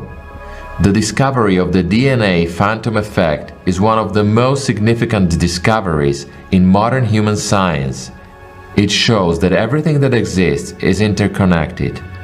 Peter Garyayev continued the work of his predecessors, Professor Alexander Gurevich, Alexander Lubishchev, and Vladimir Beklemishev, who gave a positive answer to the question about the radiation of light and sound by chromosomes. In Garyayev's experiments, it was found that acoustic fields can acquire the structure of solitons and transmit gene wave information at a distance. Solitons are not usual waves. They behave like particles.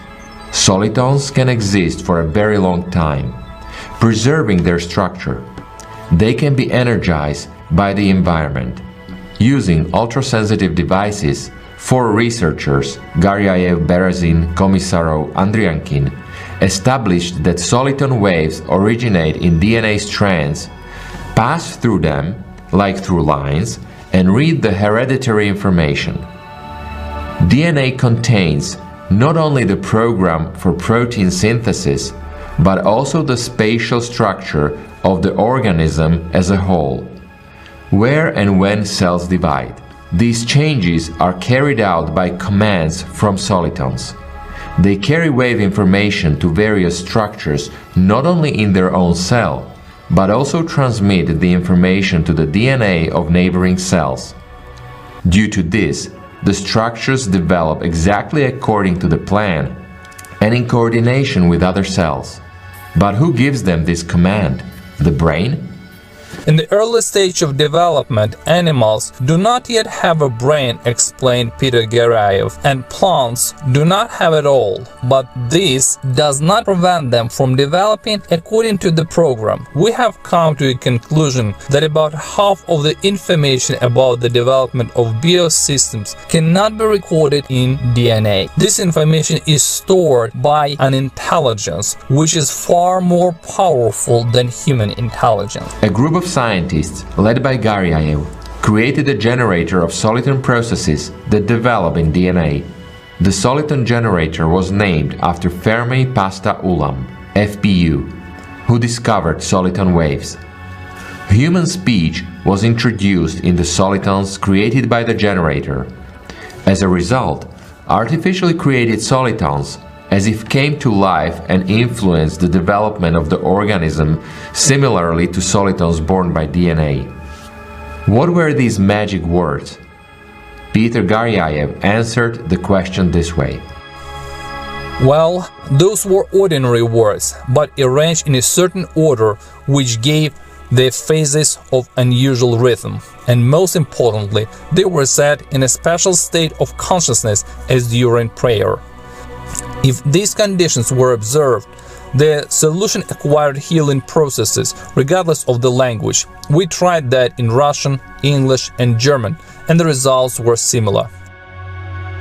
And in control experiments, when meaningless phrases were uttered, the result was zero. It turned out that DNA not only radiates but also receives information at a level inaccessible to modern devices. Peter Garyaev concluded an experiment that was done after him in many laboratories and almost always with the same result. It turns out that our DNA molecules are antennas. And not only DNA, but also proteins, because they contain metals, metal atoms, which are a kind of antennas directed to space. Some kind of controlling cosmic information is being received. Why?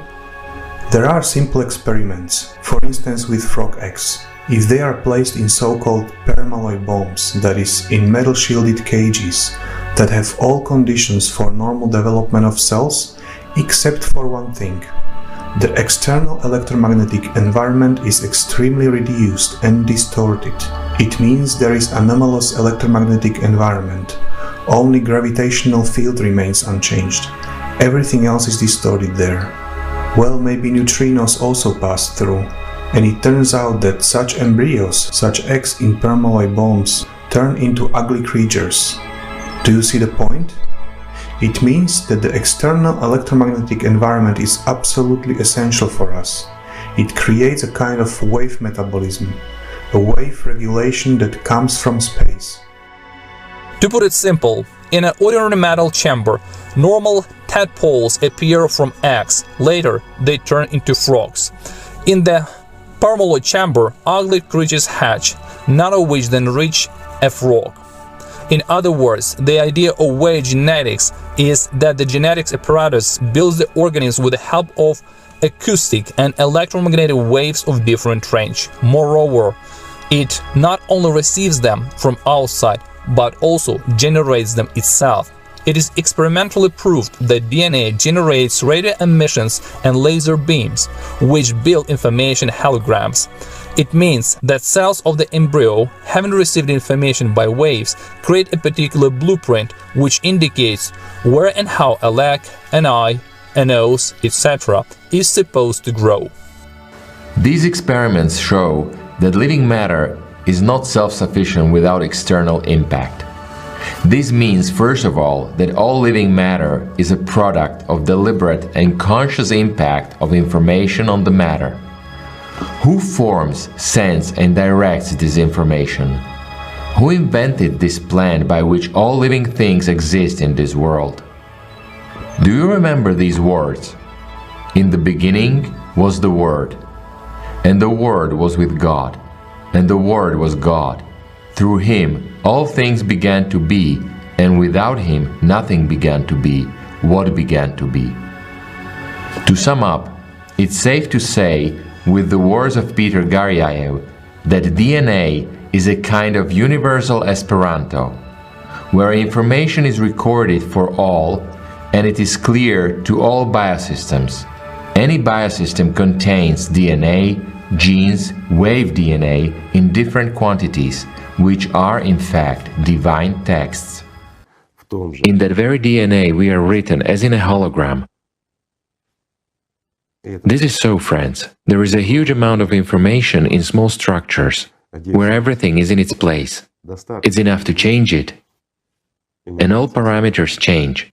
As of today, this is already a known fact too.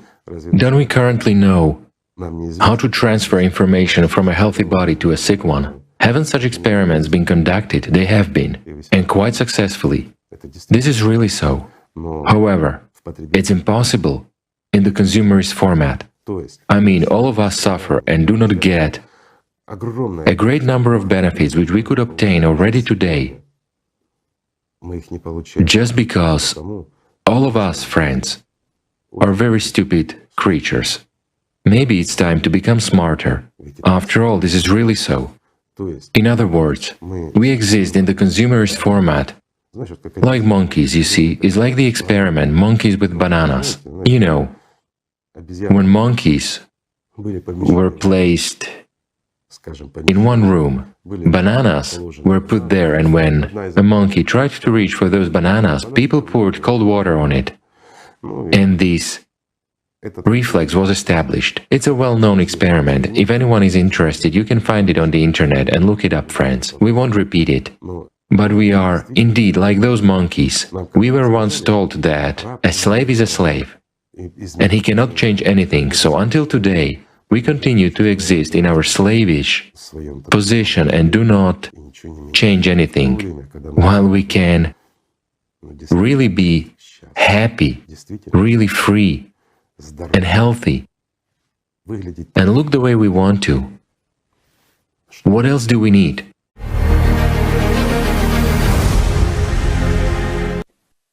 Sometimes it seems to us that humankind is so far along the path of scientific achievement that the hour is not far off when absolutely everything in the world will be explained by science.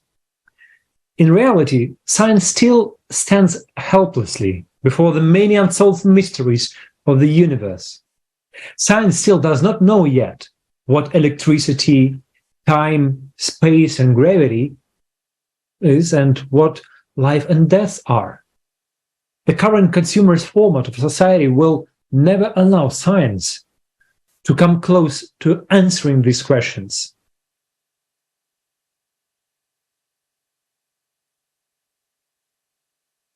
Yes, Alex. The consumerist format is like a cancer affecting all areas of society. As you and I have heard today, even in such an area as science, an absurd theory is being imposed on the public consciousness that man is just an intelligent animal that came into existence by chance and is condemned to a life governed by instincts. And the facts that suggest a more noble creation of man are stubbornly ignored. It feels like the world has gone mad.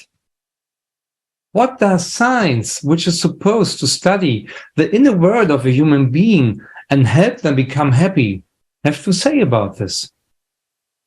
Diana, you have the floor.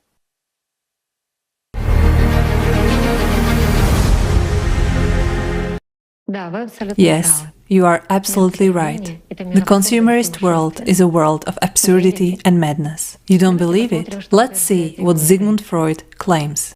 The moment a man asks about the meaning and value of life, he is sick, since objectively neither has any existence. And he is one of the founders of a science in which people seek answers to their most pressing questions. How to find oneself? What is the meaning of my life? How to gain happiness? What is true love? And does it actually exist? Is modern psychology able to give true answers to the most important questions for each person? How did it happen that the science of the soul turned away from God? Is it possible to come to love without God and without the soul? We will discuss all of this with you on June 13th, 2023, in the 31st episode of Kaleidoscope of Facts, Part 3.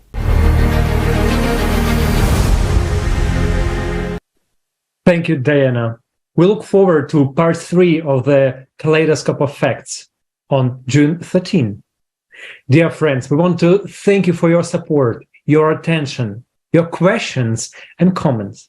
We'll be glad to know what information was particularly interesting, and we'll welcome your suggestions as to what other topics you want us to be considered in the third issue. We also want to thank all the scientists who shared their research with us and all those who are behind the scenes. It is only thanks to your enthusiasm, hard work, and solidarity that we are able to create such projects as Kaleidoscope of Facts. It is a great work, which at first glance is not noticeable, but which holds everything together. We thank everyone who participated in the process, from researching the information to creating scripts and videos. Special thanks to our narrators, translators, and simultaneous interpreters, designers, technical support. Thank you all very, very much. A huge thank you to everyone. Our Kaleidoscope of Facts is coming to an end. Before saying goodbye, I would like to introduce the second part of the episode and quote the words of the German physicist and founder of quantum theory, Max Planck. For believers, God is in the beginning. And for physicists, he's at the end of all considerations. The second part, which will be released on May 14, will not be standard. It will be a film, which we are happy to present to your attention. I propose to watch the trailer of this film.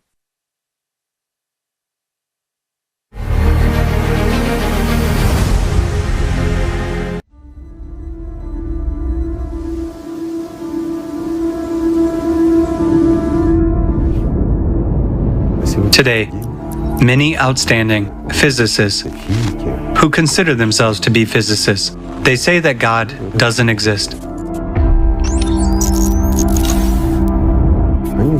They look into the depths of this world, so to say, and see no God there.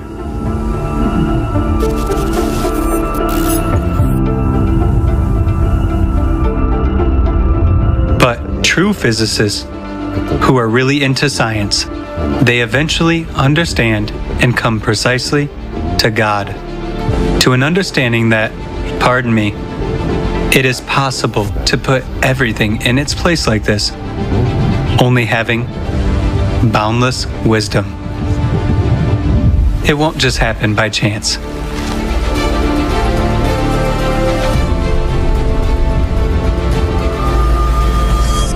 Moreover, today,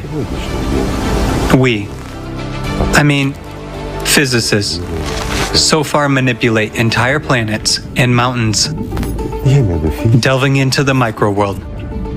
What we've come to are macro objects, even though we consider them micro. But when modern science will be able to look deep into what the energies weaving the fabric of this world consist of, they will understand that apart from God, there is nothing. Everything else is an illusion.